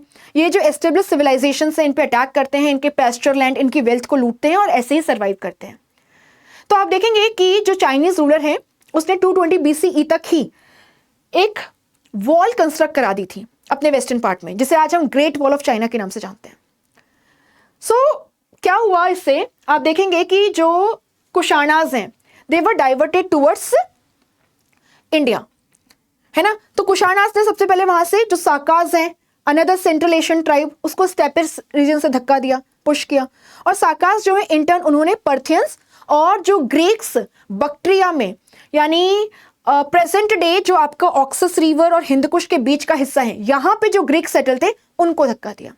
और आप देखेंगे इस तरीके से, है ना, इस तरीके से सबसे पहले इंडो ग्रीक्स जो हैं उन्होंने north western part of Maurya empire पे अटैक किया और यहां पे अपने आप को एस्टेब्लिश किया। फिर साकाज पहुंचे, फिर पर्थियंस एंड देन दी कुशाणास। अगर हम ईस्टर्न पार्ट की बात करें तो इस पार्ट में इस पर्टिकुलर टाइम पर, है ना, इस पर्टिकुलर टाइम पर जिसे हम पोस्ट मौर्यन पीरियड कहते हैं, हमें शुंगास, काणव्स, है ना, इनका रूल देखने के लिए मिलेगा। दक्कन में हमें सातवाहनास का रूल देखने के लिए मिलेगा। तो इनकी हम बात करेंगे। तो आप यहां पर क्या देख रहे हैं, आप यहां पे देख रहे हैं कि अशोका की डेथ के बाद में the Maurya empire got disintegrated into the western and the eastern parts. Western part soon came under the attack from Indo Greeks. अगर मैं थोड़ा सा और बैकग्राउंड बताऊं तो आप देखेंगे अलेक्जेंडर के इन्वेजन के बाद से ही हमारे नॉर्थ वेस्टर्न बॉर्डर्स पे ग्रीक सेटल्ड थे। अब इन ग्रीक्स में भी फर्दर जब डिविजन्स हुए तो जो Greeks Bactria region, the area between the Oxus and the Hindukush mountains को ऑक्यूपाई कर रहे थे, जो प्रेजेंट डे अफगानिस्तान, है ना, आपके सेंट्रल एशिया के उज्बेकिस्तान, ताजिकिस्तान, इन एरियाज को कवर करता था, यहां पे सेटल्ड थे। इन्होंने हमारे ऊपर अटैक किया और आप देखोगे नॉर्थ वेस्ट से आकर के ये यहाँ पे सेटल हो गए, इंडो ग्रीक किंगडम की फाउंडेशन को रखा गया। फिर साकास पहुंचे इनके पीछे पीछे, फिर पर्थियंस आए, फिर कुशाणास आए। कुशाणास जो हैं they proved to be the most worthy successors of the Mauryans in the north west and northern part also.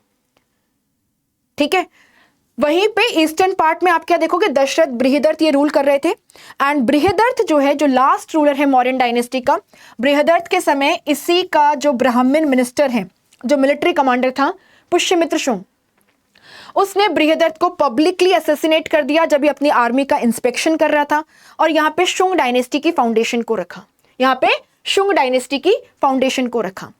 Mauryans के डिक्लाइन में आप देख सकते हैं, अगर हम ब्रॉडली देखें तो जो पॉलिटिकल क्राइसिस है आफ्टर अशोकास रेन, है ना, weak successors, disintegration of the empire, financial crisis है because of the liberal grants by Ashoka, and इसके अलावा they were basically controlling huge amount of territory, bureaucracy पे बहुत खर्चा है, परमानेंट आर्मी पे बहुत खर्चा है ना, geographical over extension given the limited means of transport and communication, it was very difficult to control the entire territory, है ना, this large area, this entire area directly control करना बहुत मुश्किल था।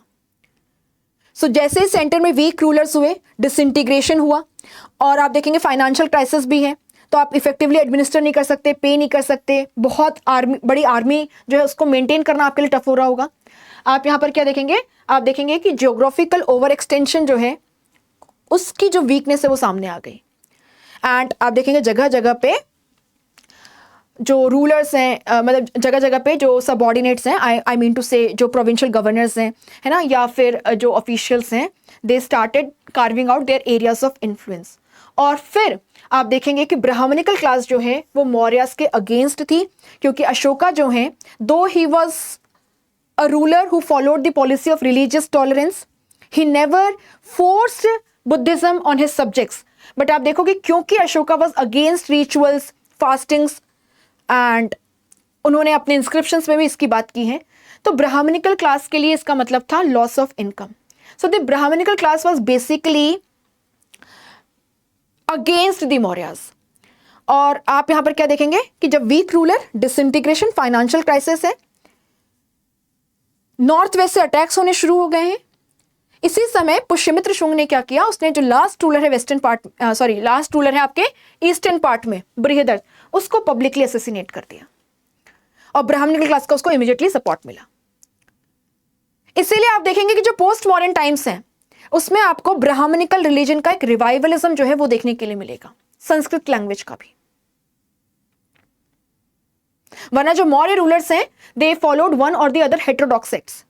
चंद्रगुप्त मौर्य जैनिज्म, बिंदुसार आजीविका सेक्ट के भाग्यवाद में विश्वास करते थे, अशोका और उसके सक्सेसर्स जो हैं, दशरथ ग्रैंडसन हैं, they were followers of Buddhism. And इसके अलावा आप देखोगे एक्सट्रीम सेंट्रलाइजेशन की अपनी वीकनेसेस होती हैं, है ना, आप इफेक्टिवली कंट्रोल नहीं कर सकते, वही सारी बातें। तो these were the factors behind the decline of the Mauryas. So जैसे मैंने आपसे कहा कि जो पोस्ट मॉडर्न टाइम्स है, it is basically the time period between the decline of the Mauryas and the rise of Guptas as a power. That is the time period between 200 BCE to 300 CE, कुछ 500 साल, है ना, कुछ 500 साल।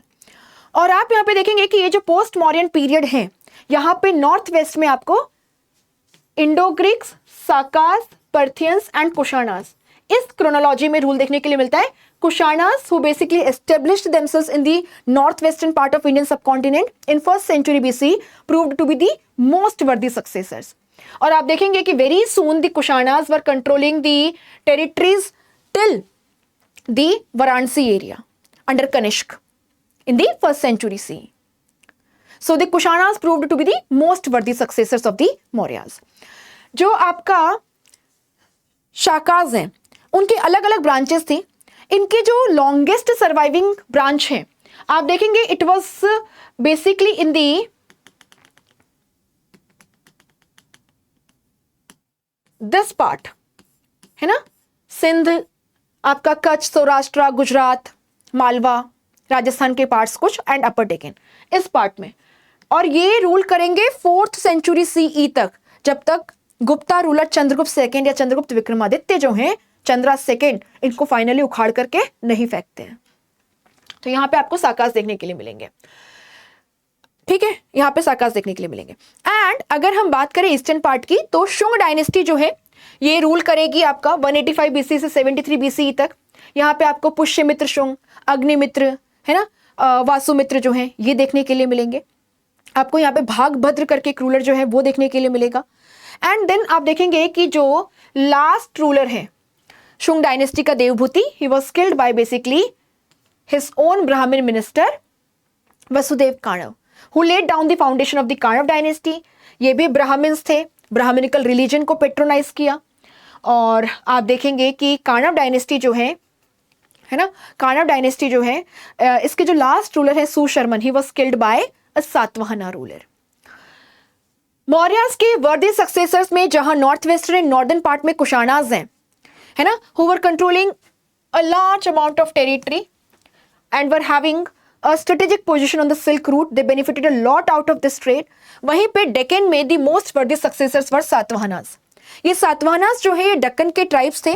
इन्होंने अपनी शुरुआत जो है वो की थी आपके नॉर्दर्न महाराष्ट्र में, अपर गैंजेटिक अपर गोदावरी प्लेन से, ठीक है। सो जो आपके सातवाहनास हैं they started from the upper Godavari basin, the fertile area in northern Maharashtra, and soon they spread to the other parts of Maharashtra, parts of Karnataka, and also in the east towards the Telangana, Andhra region, and gradually occupied the Krishna Godavari Delta region. So Satavahanas had access to both the western coast and the eastern coast, and also the important ports. और जब first century C में monsoon की discovery हो गई, उसके बाद में monsoonal winds को एक्सप्लॉइट किया जा सकता था आपके वेस्ट के साथ में भी ट्रेड कैरी करने के लिए एंड फर्दर साउथ ईस्ट के साथ में भी ट्रेड करने के लिए, और इससे सातवाहनास को बहुत फायदा हुआ। कुशानास ने जहां पे north western and northern part में पॉलिटिकल यूनिटी को मेंटेन करने का काम किया, इकोनॉमिक प्रॉस्पेरिटी में कंट्रीब्यूट किया during the post modern period, वो काम सातवाहनास ने डेक्कन में किया। Satavahanas also got hold of the iron mines of Karimnagar and Warangal, जिसको एक्सप्लॉइट किया गया।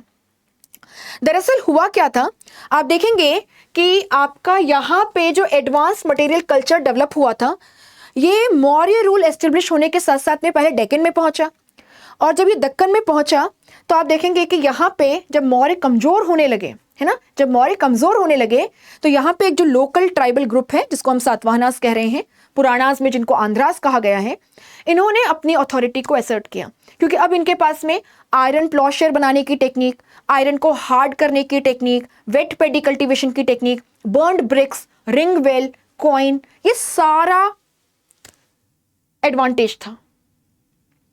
और यहां पे आप देखेंगे कि सातवाहनास जो है उन्होंने एक इंडिपेंडेंट स्टेट एंड किंगडम के फाउंडेशन को रखा, controlling this entire area. So post modern period में Kushanas, the most important ruler being Kanishka with his capitals at Purushapura and Peshawar, है ना, पुरुषपुरा या जिसको पेशावर कहा जाता है, and Mathura the second capital. He played a very significant role and silk route के trade में इनकी एक इंपॉर्टेंट भूमिका थी। नेटिव पावर्स में शुंग है, काणव है, शुंगास के यहां पे पतंजलि हुए,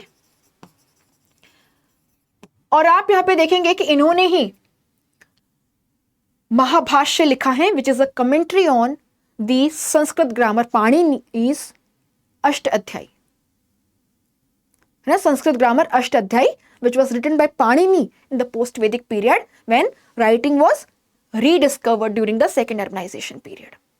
तो ये आपको थोड़ा सा ध्यान रखना है। इसके अलावा ब्राह्मणिकल रिलीजन को पेट्रोनाइज किया गया है, तो ब्राह्मणिकल रिलीजन का, संस्कृत का आपको रिवाइवलिज्म इस पीरियड में देखने के लिए मिलेगा। नो डाउट जो कुशाना रूलर्स हैं, है ना, इंडो ग्रीक्स हैं, इनके पेट्रोनेज में बुद्धिज्म जो है उसको भी काफी सपोर्ट मिला। इनफैक्ट आप देखेंगे इस पीरियड में बुद्धिज्म जो है it got divided into two sects, Mahayana and Hinayana. Mahayana में बुद्ध को गॉड माना गया, गाइड नहीं, पूजा होने लगी, मूर्तियां बनने लगी, संस्कृत लैंग्वेज का इस्तेमाल होने लगा। और ऐसा क्यों? क्योंकि आप यहां पे देखेंगे कि दरअसल ये जो पोस्ट मॉरियन पीरियड है इसे हम मर्केंटाइल एरा कहते हैं, इसे हम मर्केंटाइल एरा कहते हैं। This is the period of economic prosperity. Traders हैं, क्राफ्ट्समैन हैं, आर्टिस्ट हैं, दे बेनिफिटेड अ लॉट। वो लिबरल डोनेशंस देने की पोजीशन में थे और देना चाहते थे। सो बुद्धिस्ट मॉन्क्स को लगा कि हम इसको मना कैसे कर सकते हैं। और इसी के साथ में जब बहुत सारे फॉरेनर्स को बुद्धिज्म के अंदर एडमिट किया गया, है ना, उन्हें एंट्री दी गई, तो ये फॉरेनर्स जो हैं आप देखेंगे नॉनवेज खाते थे। और इसी के साथ में जो रूलिंग क्लास है, जैसे कि कुशाना रूलर कनिष्क हैं, है ना, संस्कृत का इस्तेमाल भी किया करते थे। तो इसी के चलते बुद्धिज्म में कुछ चेंजेस आए, डिविजन्स हो गए फोर्थ बुद्धिस्ट काउंसिल में, और आप यहां पर क्या देखेंगे, Buddhism got divided into Mahayana and Hinayana. So this is a period जहां पे आपको वैष्णविज्म, भागवतिज्म की, ब्राह्मणिकल रिवाइवलिज्म देखने के लिए मिल रहे हैं, और उसी के साथ में आप क्या देख रहे हैं कि बुद्धिज्म में डिविजन्स जो हैं वे भी आपको यहां पर देखने के लिए मिल रहे हैं। पोस्ट मॉडर्न टाइम्स में आपका जो कलिंग या कोस्टल ओडिशा रीजन है, यहाँ पे चेत्ती या खारवेला डायनेस्टी या महामेघवहन डायनेस्टी देखने के लिए मिलती है। इसके सबसे इंपॉर्टेंट रूलर है खारवेला, और खारवेला जो है इन्होंने जैनिज्म को काफी प्रमोट किया, है ना, पेट्रोनाइज किया। खारवेला जो है आप देखेंगे कि इनका एक इंस्क्रिप्शन हमें मिला है, हाथी गुफा इंस्क्रिप्शन। ये हाथी गुफा इंस्क्रिप्शन जो है ये बेसिकली केव हाथी गुफा में मिला है, और ये कहां है तो आप देखेंगे कि भुवनेश्वर के पास में उदयगिरी खांडगिरी हिल्स हैं, उदयगिरी खांडगिरी हिल्स। यहां पे आपको बहुत सारे केव स्ट्रक्चर्स मिलेंगे जो जैनिज्म से एसोसिएटेड हैं। तो उदयगिरी हिल्स में आपको हाथी गुफा, रानी गुफा जैसी केव्स मिलेंगी। ये हाथी गुफा केव जिसका जो बैक है वो एलिफेंट शेप में है। आप देखेंगे यहां से एक इंस्क्रिप्शन मिला है हमें जो खारवेला का है, जो उनके टेरिटोरियल एक्सटेंट के बारे में, मिलिट्री एक्सप्लॉइट्स के बारे में बताता है, ट्रेड के बारे में बताता है। ये जैन नमोकार मंत्र से शुरू होता है, जैन नमोकार मंत्र से। और क्योंकि ये जैन नमोकार मंत्र से शुरू होता है, इससे हम अनुमान लगा सकते हैं कि खारवेलास जो हैं दे पेट्रोनाइज्ड जैन रिलीजन, दे पेट्रोनाइज्ड जैन रिलीजन। नाउ बहुत सारे बच्चों की कंप्लेन होती है कि मैम साउथ में क्या चल रहा था, आप तो साउथ इंडिया की हिस्ट्री को कवर ही नहीं करते हैं। तो आप देखेंगे कि साउथ इंडिया के रिस्पेक्ट में अगर हम देखें तो यहाँ पे आप इस तरीके से बना सकते हैं। आप देखेंगे कि साउथ इंडिया में जो न्यूलिथिक एज है वो लेट शुरू हुई है, अभी तक हमारे पास जितना एविडेंस है उसके बेसिस पे 3000 BC के आसपास, and it continue till 1000 BC। तो इस पीरियड में आपको यहाँ पे Neolithic, chalcolithic communities, copper using communities जो हैं वे देखने के लिए मिलती हैं।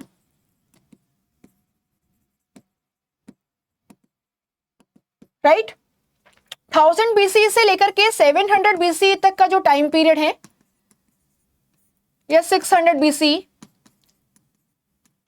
इसे डीप साउथ के रिस्पेक्ट में मेगालिथिक पीरियड कहा जाता है।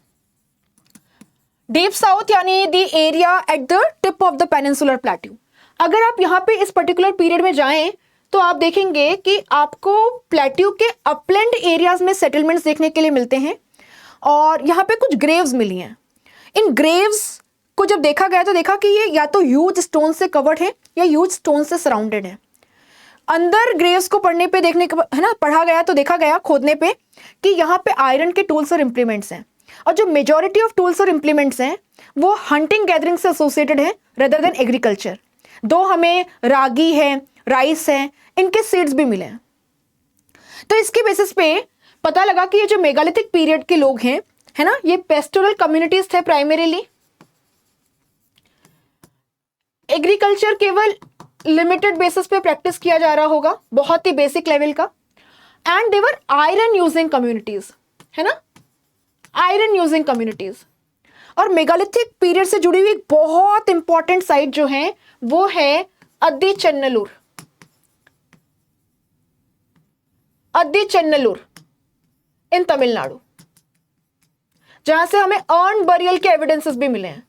तो हमें है ना अर्न में डेड बॉडी के रिमेन्स, स्केलेटन जो है वो मिला है रेड कलर के अर्न में।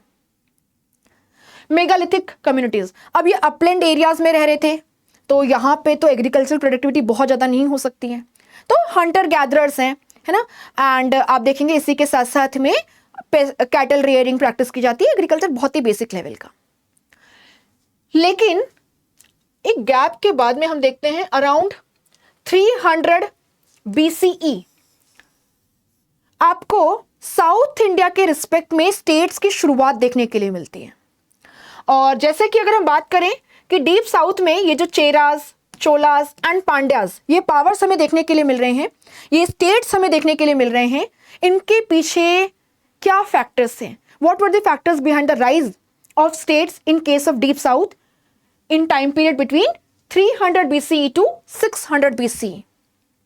आप देखेंगे एक धीरे धीरे लोग जो हैं उन्होंने आयरन के एक्स से, आयरन के टूल्स और इंप्लीमेंट से जो प्लेन एरियाज हैं, जो रिवर वैलीज हैं, डेल्टाइक रीजन्स हैं, यहाँ पे जो डेंस वेजिटेशन है ना, डेंस वेजिटेशन को क्लियर किया, और वेजिटेशन को क्लियर करने के बाद में यहाँ पे अपने सेटलमेंट्स एस्टेब्लिश किए, एग्रीकल्चर को प्रैक्टिस करना शुरू किया, एग्रीकल्चर आउटपुट नेचुरली बढ़ा होगा। दूसरा आप यहाँ पे देखेंगे कि इरिगेशन फैसिलिटीज को भी डेवलप करवाया गया। तीसरा आप देखेंगे कि जो मटेरियल ट्रेड यहाँ नॉर्थ में हमें देखने के लिए मिल रहा था, advanced material cultural trade in the Mahajanapada period और the post Vedic period in the middle Gangetic basin. ये मौर्यंस के रूल के एस्टेब्लिश होने के साथ में पहले डेक्कन में पहुंचा और दक्कन से परकोलेट होके ये आपके डीप साउथ में भी पहुंचा। तो यहाँ पे भी लोगों ने आयरन को हार्ड करने की टेक्निक, आयरन प्लॉशेयर की टेक्निक, है ना, वेट पेडी कल्टीवेशन की टेक्निक, बर्न्ड ब्रिक्स का इस्तेमाल, इन सबको सीखा, आर्ट ऑफ राइटिंग, और यहाँ पे भी स्टेट फॉर्मेशन की कंडीशंस जो हैं वो डेवलप हुई। लेकिन ये बहुत बड़े स्टेट्स नहीं थे, किंगडम नहीं थे, चीफडम्स थे, ठीक है, चीफडम्स थे। सो संगम पीरियड जो है ये साउथ इंडिया की हिस्ट्री में एक स्पेशल जगह रखता है। यहाँ से साउथ इंडिया में स्टेट फॉर्मेशन जो है उसकी शुरुआत आपको देखने के लिए मिल रही है। और आप देखेंगे कि इसी के साथ साथ में यहाँ पे आपको art of writing, urban settlements जो हैं, है ना, वे देखने के लिए मिलेंगे, वेरियस क्राफ्ट्स देखने के लिए मिलेगी, extensive overseas trade with the Romans. So आप देखेंगे कि बेसिकली कावेरी पट्टम या पुहार में जो एक्सकेवेशंस हुए, या उसके अलावा अरिका मेदु नियर पुदुचेरी में जो एक्सकेवेशंस हुए, उनसे हमें काफ़ी सारे एविडेंसेस मिले हैं जो बताते हैं कि इनका रोमन्स के साथ में एक्टिव ट्रेड था। हमें यहाँ पे रोमन्स के जो ग्लासेस हैं, है ना, या वाइन ग्लासेस हैं, इनके जो कॉइन्स हैं रूलर्स के, ऑगस्टस के, है ना, कॉइन्स रिकवर हुए हैं गोल्ड सिल्वर के, हमें यहाँ पे हॉर्सेस के स्केलेटन्स मिले हैं। और आप देखो कि संगम लिटरेचर जो है उसमें भी हमें काफी सारी इंफॉर्मेशन मिलती है pertaining to Cheras, Cholas, Pandyas, the conflict between them and the flourishing trade. जैसे कि एक संगम टेक्स्ट है पतिनपल्लई। पतिनपल्लई में हमें बताया गया है कि किस तरीके से कावेरी पट्टम या पुहार, जो कि चोलास का एक इंपॉर्टेंट पोर्ट था, वहां पे थ्राइविंग ट्रेड है। किस तरीके से सामान लाया जाता है, ले जाया जाता है, यहां से किस तरीके से टेक्सटाइल्स, पर्ल्स, है ना, ऑर्नामेंट्स, स्पाइसेस, आइवरी वर्क्स, इन सब को एक्सपोर्ट किया जाता है, क्या इंपोर्ट किया जा रहा है, सारा बात बताया गया है। संगम जिनको नहीं पता, दरअसल संगम पोएटिक असेंबलीज थी। पांड्यास जो हैं मदुरई के, उनके पेट्रोनेज में ये ऑर्गेनाइज की गई। यहाँ पे Tamilakam, the area comprising of present day Kerala, Tamil Nadu and Sri Lanka, यहाँ से जो पोएट्स हैं, बार्ड्स हैं, उनको इन्वाइट किया गया और उनके जो कंपोजिशन है तमिल लैंग्वेज में, उनको फिर लिखा गया। यहाँ पे आप देखोगे ये सेक्युलर लिटरेचर है और इस पर्टिकुलर पीरियड की सोशियो इकोनॉमिक कल्चरल लाइफ के बारे में काफी सारी इंफॉर्मेशन हमें प्रोवाइड करती है ना। तो आप क्या देखेंगे, साउथ के रिस्पेक्ट में 3000 BC से 1000 BC जो है ये आपका नियोलिथिक कैलकोलिथिक कल्चर्स का पीरियड है। फिर मेगालिथिक आयरन यूजिंग कम्युनिटीज हैं, एंड देन संगम पीरियड जहां पे सरप्लस एग्रीकल्चर, क्राफ्ट्स में specialization, thriving trade, urban centres आपको देखने के लिए मिलते हैं, है ना। कॉइन्स आपको देखने के लिए मिलेंगे, art of writing, Tamil language in Brahmi script, है ना, इंस्क्रिप्शंस भी हमें मिले हैं। चेरास से जुड़ा हुआ पुगलुर इंस्क्रिप्शन जो है वो हमें रिकवर हुआ है, जो चेरास की 3 जनरेशंस की बात करता है। और इस पर्टिकुलर पीरियड के बारे में हमारी इंफॉर्मेशन का जो मेन सोर्स है वो है संगम लिटरेचर, पोएटिक असेंबलीज में जो वर्क कंपाइल किया गया। संगम लिटरेचर सेक्युलर है और आप देखोगे वेरियस थीम्स से यहाँ पे डील किया गया है, right from political events to administration, governance, trade, agriculture, coinage, है ना, सारे एस्पेक्ट्स। बट जो प्राइमरी थीम है वो है war, warrior ethics and love stories. इसके बाद आप देखेंगे कि जो कुशाणाज हैं, who were the most worthy successors of the Mauryas, है ना, Mauryas in the north west and the north, and Satavahanas who were the, है ना, most worthy successors of the Mauryans in the Deccan. Their power started declining around the beginning of the 3rd century, and by middle of 3rd century CE, that is 250 CE, their power had completely declined. और आप यहाँ पर क्या देखेंगे, आप यहाँ पे देखेंगे इनकी जगह पे हमें एक नई डायनेस्टी का इमर्जेंस देखने के लिए मिलता है, Gupta dynasty. Gupta dynasty, so Guptas जो है earlier they were serving as vassals और फ्यूडल्स ऑफ दी कुशाणास, उनके अंडर में सबऑर्डिनेट रूलर्स थे जो इलाहाबाद के आसपास से रूल कर रहे थे। नाउ हम ये किस बेसिस पे कह सकते हैं, तो आप देखेंगे कि इलाहाबाद या प्रयागराज जो है वहां से इनके इनिशियल इंस्क्रिप्शंस और कॉइन्स रिकवर हुए हैं, सील्स रिकवर हुई हैं। तो गुप्तास कुशाणास के फ्यूडेटरीज थे जो इलाहाबाद के आसपास के एरिया को गवर्न करते थे। और जब कुशाणा पावर का डिक्लाइन होना शुरू हुआ because of the rise of the Sassanid power in Iran and the loss of territories in Afghanistan and Central Asia to the Sassanid power, है ना, decline in trade and commerce and thus the income source, कुशाणास का power धीरे धीरे कमजोर पड़ने लगा। तब आप देखेंगे कि जगह जगह पे न्यूमरस स्मॉल प्रिंसिपलिटीज स्टार्टेड एमर्जिंग। इसी के बीच में गुप्तास जो है उन्होंने भी अपनी ऑटोनॉमी को एसर्ट किया। गुप्तास के जो इनिशियल रूलर्स हैं जैसे कि श्रीगुप्त हैं, घटोत्कच हैं, ये वासल रूलर्स थे, है ना, they were basically not independent rulers. But 3rd century के खत्म होते होते आप देखोगे गुप्तास जो हैं वो आपके यूपी बिहार पे अपना कंट्रोल एस्टेब्लिश कर चुके थे और पाटलिपुत्र को अपनी कैपिटल बना चुके थे। फिर चंद्रगुप्त फर्स्ट हुए जिन्होंने महाराजा धीराज का टाइटल लिया, फर्स्ट इंडिपेंडेंट रूलर, है ना। और आप देखोगे इनके टाइम पे टेरिटोरियल एक्सटेंशन हुआ। फिर उसके बाद आप देखेंगे समुद्रगुप्त हैं, मेजर टेरिटोरियल एक्सटेंशन, है ना, जिन्हें विंसेंट स्मिथ जो हिस्टोरियन है वो नेपोलियन ऑफ इंडिया भी कहते हैं because of his successful military conquest, his bravery, his skills as a military general. तो आप देखेंगे समुद्रगुप्त हुए, रैपिड एक्सपांशन ऑफ टेरिटरीज। फिर चंद्रगुप्त सेकंड हुए जिन्होंने फाइनली यहाँ पे जो साकाज है इनको भी हरा दिया। तो आप देखेंगे कि देखते ही देखते जो गुप्ताज हैं वो इस एंटायर एरिया को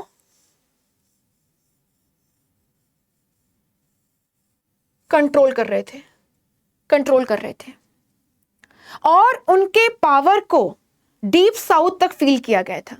समुद्रगुप्त के समय आप देखेंगे कि आर्मी जो है उसने गंगा को क्रॉस किया था और ऐसे वेस्टर्न, है ना, गंगा को क्रॉस किया था, नॉट वेस्टर्न, ईस्टर्न। आप यहाँ पे क्या देखेंगे, गंगा को क्रॉस करके ईस्टर्न कोस्ट में यहाँ पे जो कुछ 12 छोटे छोटे से राजा थे उनको हरा करके वो पल्लवास की कैपिटल कांचीपुरम तक पहुंच गए थे। पल्लवा का जो रूलर है विष्णुगुप्त, उसको हराया गया था। And even the Pallavas accepted the paramountcy और supremacy of the Guptas, agreed to pay tribute. But Gupta rulers को पता था कि नॉर्थ में बैठ के, given the limited means of transport and communication, आप साउथ को इफेक्टिवली कंट्रोल में नहीं रख सकते। रखना चाहेंगे तो आपको इस पे खर्चा करना पड़ेगा, है ना, और ज्यादा ऑफिशियल्स को हायर करना पड़ेगा, मिलिट्री पे खर्च करना पड़ेगा। सो क्या किया गया, यहाँ के जो रूलर्स हैं जिनको हराया गया था, they were defeated and then liberated. ठीक है, ट्रिब्यूट पे कर देना, सुप्रीमेसी को रिकॉग्नाइज करो। So the weight of the Gupta power was felt till the capital of the Pallavas Kanchipuram, है ना। एंड पल्लवास इस टाइम पे अपने आप को एस्टेब्लिश कर रहे थे, they were not very strong power. इस बात का आपको ध्यान रखना है। इनफैक्ट अगर आप देखें कि दो मैंने बताया आपको, ये जो पूरा ग्रीन शेडेड पोर्शन है, लाइट ग्रीन, ये गुप्तास की टेरिटरी फॉर्म करता है, लेकिन गुप्तास का जो कोर एरिया है वो केवल इतना है, this area, that is UP, Bihar, central India का कुछ part and Bengal. Rest of the areas में आप यहां पर क्या देखेंगे, आप देखेंगे कि ट्रिब्यूटरीज थे जो टाइम टू टाइम ट्रिब्यूट पे किया करते थे, जिन्होंने गुप्तास की सुप्रीमेसी को रिकॉग्नाइज कर लिया था, एंड जो भी मिलिट्री फाइनेंशियल ऑब्लिगेशंस हैं उन्हें फुलफिल करते थे, शादी ब्याह जो है वो करते थे, है ना, पर्सनल विजिट पे किया करते थे गुप्ता कोर्ट में, ऑल दोज थिंग्स, ये गुप्तास हैं। ठीक है, सो हमने क्या देखा, मौर्यास, डिक्लाइन ऑफ मौर्य, बहुत सारे foreign powers and native kingdoms. अब इनमें से कुशाणास जो हैं ये मोस्ट सक्सेसफुल सक्सेसर्स रहे मौर्यंस के in the north west and the northern part, and Varanasi से लेके सेंट्रल इंडिया, अफगानिस्तान तक इनका रूल रहा at the peak time. But then 250 CE आते थे, कुशाणास का पावर डिक्लाइन होने लगा, एंड उसके पीछे कई सारे रीजंस हैं। Primary reason being the rise of the Sassanid power in Iran and loss of territories in Afghanistan, Central Asia to the Sassanid power, जिससे इनकम पे इंपैक्ट हुआ। एडमिनिस्ट्रेटिव और मिलिट्री कैपेसिटीज जो हैं they were adversely affected, and then the native rulers took advantage of it.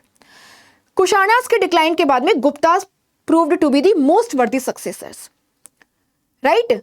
सो आपका जो UP, Bihar, central India और बंगाल है, यहां पर इनका कोर एरिया, और बाकी ऑलमोस्ट एंटायर नॉर्दर्न पार्ट जो है इंडियन सबकॉन्टिनेंट का, it was under the control of the Guptas bye the end of the time period of Chandragupta second, है ना, जिन्होंने साकास को भी हरा दिया था। चंद्रगुप्त सेकेंड ने साकारी टाइटल लिया, विक्रमादित्य, चंद्रगुप्त विक्रमादित्य भी कहते हैं चंद्रगुप्त सेकेंड को, है ना। तो ये सब हो गया था 412 के आसपास तक। अब जो सातवाहनास हैं, they were the most worthy successors of the Mauryans in the Deccan. इनका भी डिक्लाइन शुरू हो गया था 3rd सेंचुरी के बिगिनिंग में, and by middle of the 3rd century 250 CE Satavahanas जो हैं उनका भी डिक्लाइन हो गया था। इनकी जगह पे आप देखेंगे एक जो मेजर पावर डेक्कन और सेंट्रल इंडिया में आपको देखने के लिए मिला, वो था वाकाटकास। वाकाटकास कृष्णा गोदावरी डेल्टा रीजन में, यहां पे आपको साकास के सक्सेसर्स के रूप में इक्ष्वाकुस देखने के लिए मिलेंगे। मीनवाइल साउथ में आप देखते हैं 3rd सेंचुरी खत्म होते होते जो चेरास, शोलास, पांड्यास हैं, they lost significance, they stopped being a major power.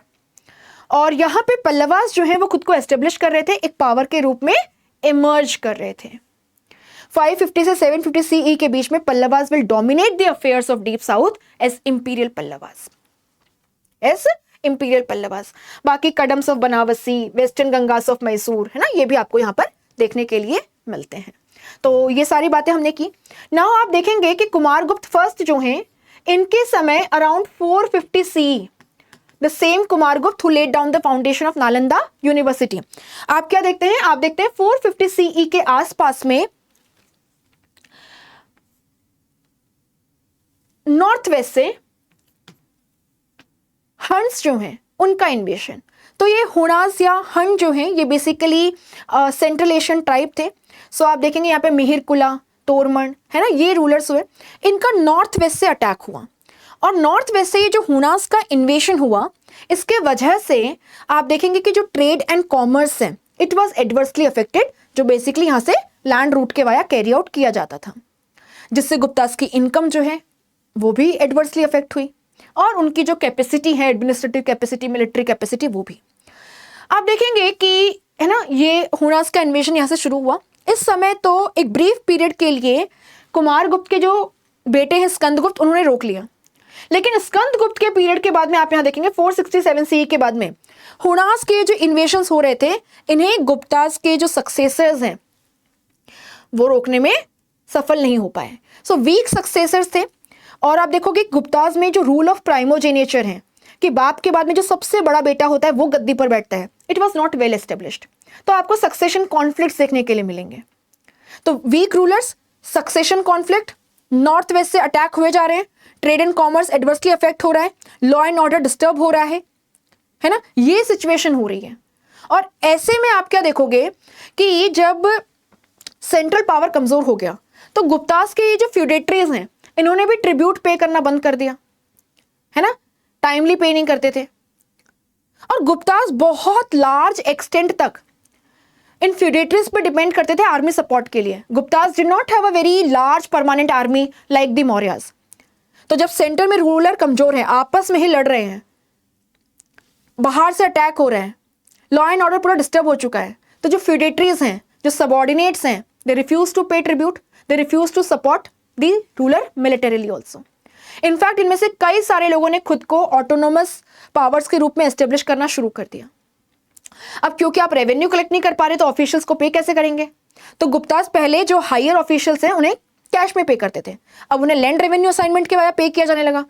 Official को लग रहा था कि अगर मेरी इनकम मुझे खुद ही निकालनी है तो फिर मैं आप पे क्यों डिपेंडेंट रहूं।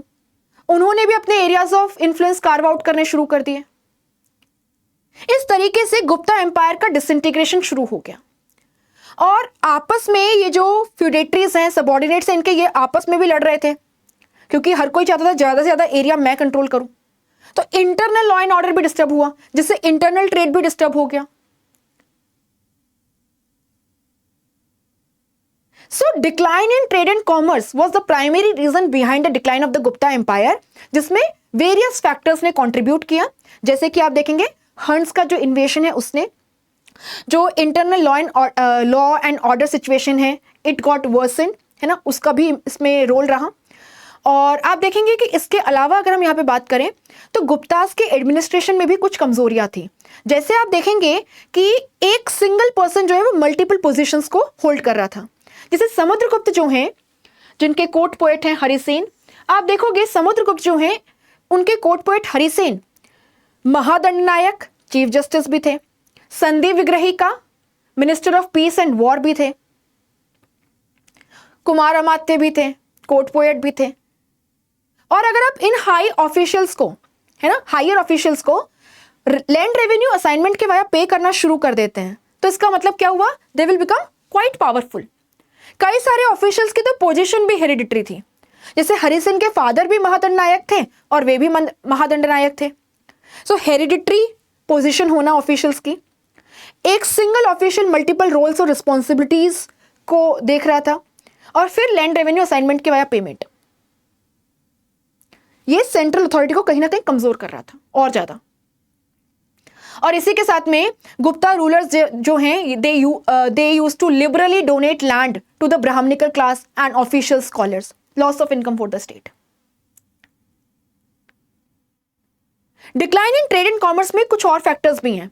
आप देखेंगे कि दरअसल जो ईस्टर्न रोमन एम्पायर है, बाइजेंटाइन एम्पायर है, उन्होंने सिल्क मैन्युफैक्चरिंग सीख ली फ्रॉम द चाइनीज। अब उन्हें हमारे सिल्क की जरूरत नहीं थी। ट्रेड एंड कॉमर्स पे इसका भी नेगेटिव इंपैक्ट पड़ा। और जैसे कि हंस ने नॉर्थ वेस्ट इंडिया पे अटैक किया था और पंजाब है, राजस्थान है, सेंट्रल इंडिया का काफी एरिया इनके कंट्रोल में आ गया था। दो finally they were defeated around 512 CE by one ruler from Malwa who was a feudatory of the Guptas, Yashodharman. But आप देखेंगे कि काफ़ी टाइम होता है, 450 से लेके 512, 50-60 साल तक अगर डिस्टर्बेंस है तो, है ना। सो एंड ऑब्वियसली अगर यशोधर्मन ने हुणास को हराया है तो वो इजीली अब गुप्तास की अथॉरिटी को नहीं मानेगा, है ना, ये बात भी हमें ध्यान में रखनी है। और जब एक नहीं मानेगा तो बाकी भी नहीं मानेंगे। तो इस तरीके से गुप्तास का है ना डिक्लाइन होता गया। ट्रेड एंड कॉमर्स के डिक्लाइन में हुणास का इन्वेजन है, disturb law and order situation है। इसके अलावा आप यहाँ पे देखेंगे बाइजेंटाइन एम्पायर के साथ में सिल्क ट्रेड में डिक्लाइन। हमें मध्य प्रदेश के मंडसौर से एक इंस्क्रिप्शन भी मिला है जो इसको बेसिकली सपोर्ट करता है। जो वेस्टर्न रोमन एम्पायर है, it also came under attack from one of the branches of the Huns, और वहां पे आप देखेंगे डार्क एजेस की शुरुआत। So decline of the western Roman empire, decline of the silk trade with the eastern Roman empire, the Huna invasion, the disturb law and order situation and inherent weaknesses of the Gupta empire, these all contributed to decline of the Gupta's. और आप यहां पर क्या देखेंगे, आप यहां पे देखेंगे कि गुप्तास की जगह पे आपको न्यूमरस रीजनल पावर्स देखने के लिए मिलेंगे, जैसे कि आपके स्थानेश्वर में इन हरियाणा पुष्यभूति या वर्धन डायनेस्टी, जिससे हर्षवर्धन आए। आपका जो वल्लभी है गुजरात में, यहाँ पे मेत्रका डायनेस्टी। कन्नौज के आसपास में मोखारीज। आपका जो ब्रह्मपुत्रा वैली है, यहाँ पे आपको वर्मन्स देखने के लिए मिलेंगे। सो वर्मन्स हैं, पुष्यभूति डायनेस्टी या वर्धन डायनेस्टी, मोखारीज, मेत्रकाज। गुप्तास जो हैं वे 550 तक एक छोटे से एरिया में रह गए थे, in the area of the original Magadh Mahajanapada, with Pataliputra is their capital, and they came to be known as late Guptas in history, late Guptas in history. उधर की तरफ जो वाकाटकास हैं उनका भी आपको डिक्लाइन देखने के लिए मिलेगा। और यहां पे आप देखेंगे कि हमें एक नई डायनेस्टी देखने के लिए मिलेगी दक्कन में, चालुक्यास ऑफ बादामी या वातापी। डीप साउथ में पल्लवास जो हैं, अब वो इंपीरियल पल्लवास के रूप में जाने लगेंगे। They will grow more and more powerful. So यहां पे Chalukyas of Badami, deep south में पल्लवास एक मेजर पावर रहेंगे at least till the end of the 8th century. और अगर नॉर्थ की हम बात करें तो ये जितने भी रीजनल पावर्स हुए, इनमें से जो पुष्यभूति डायनेस्टी है वो सबसे सक्सेसफुल रही।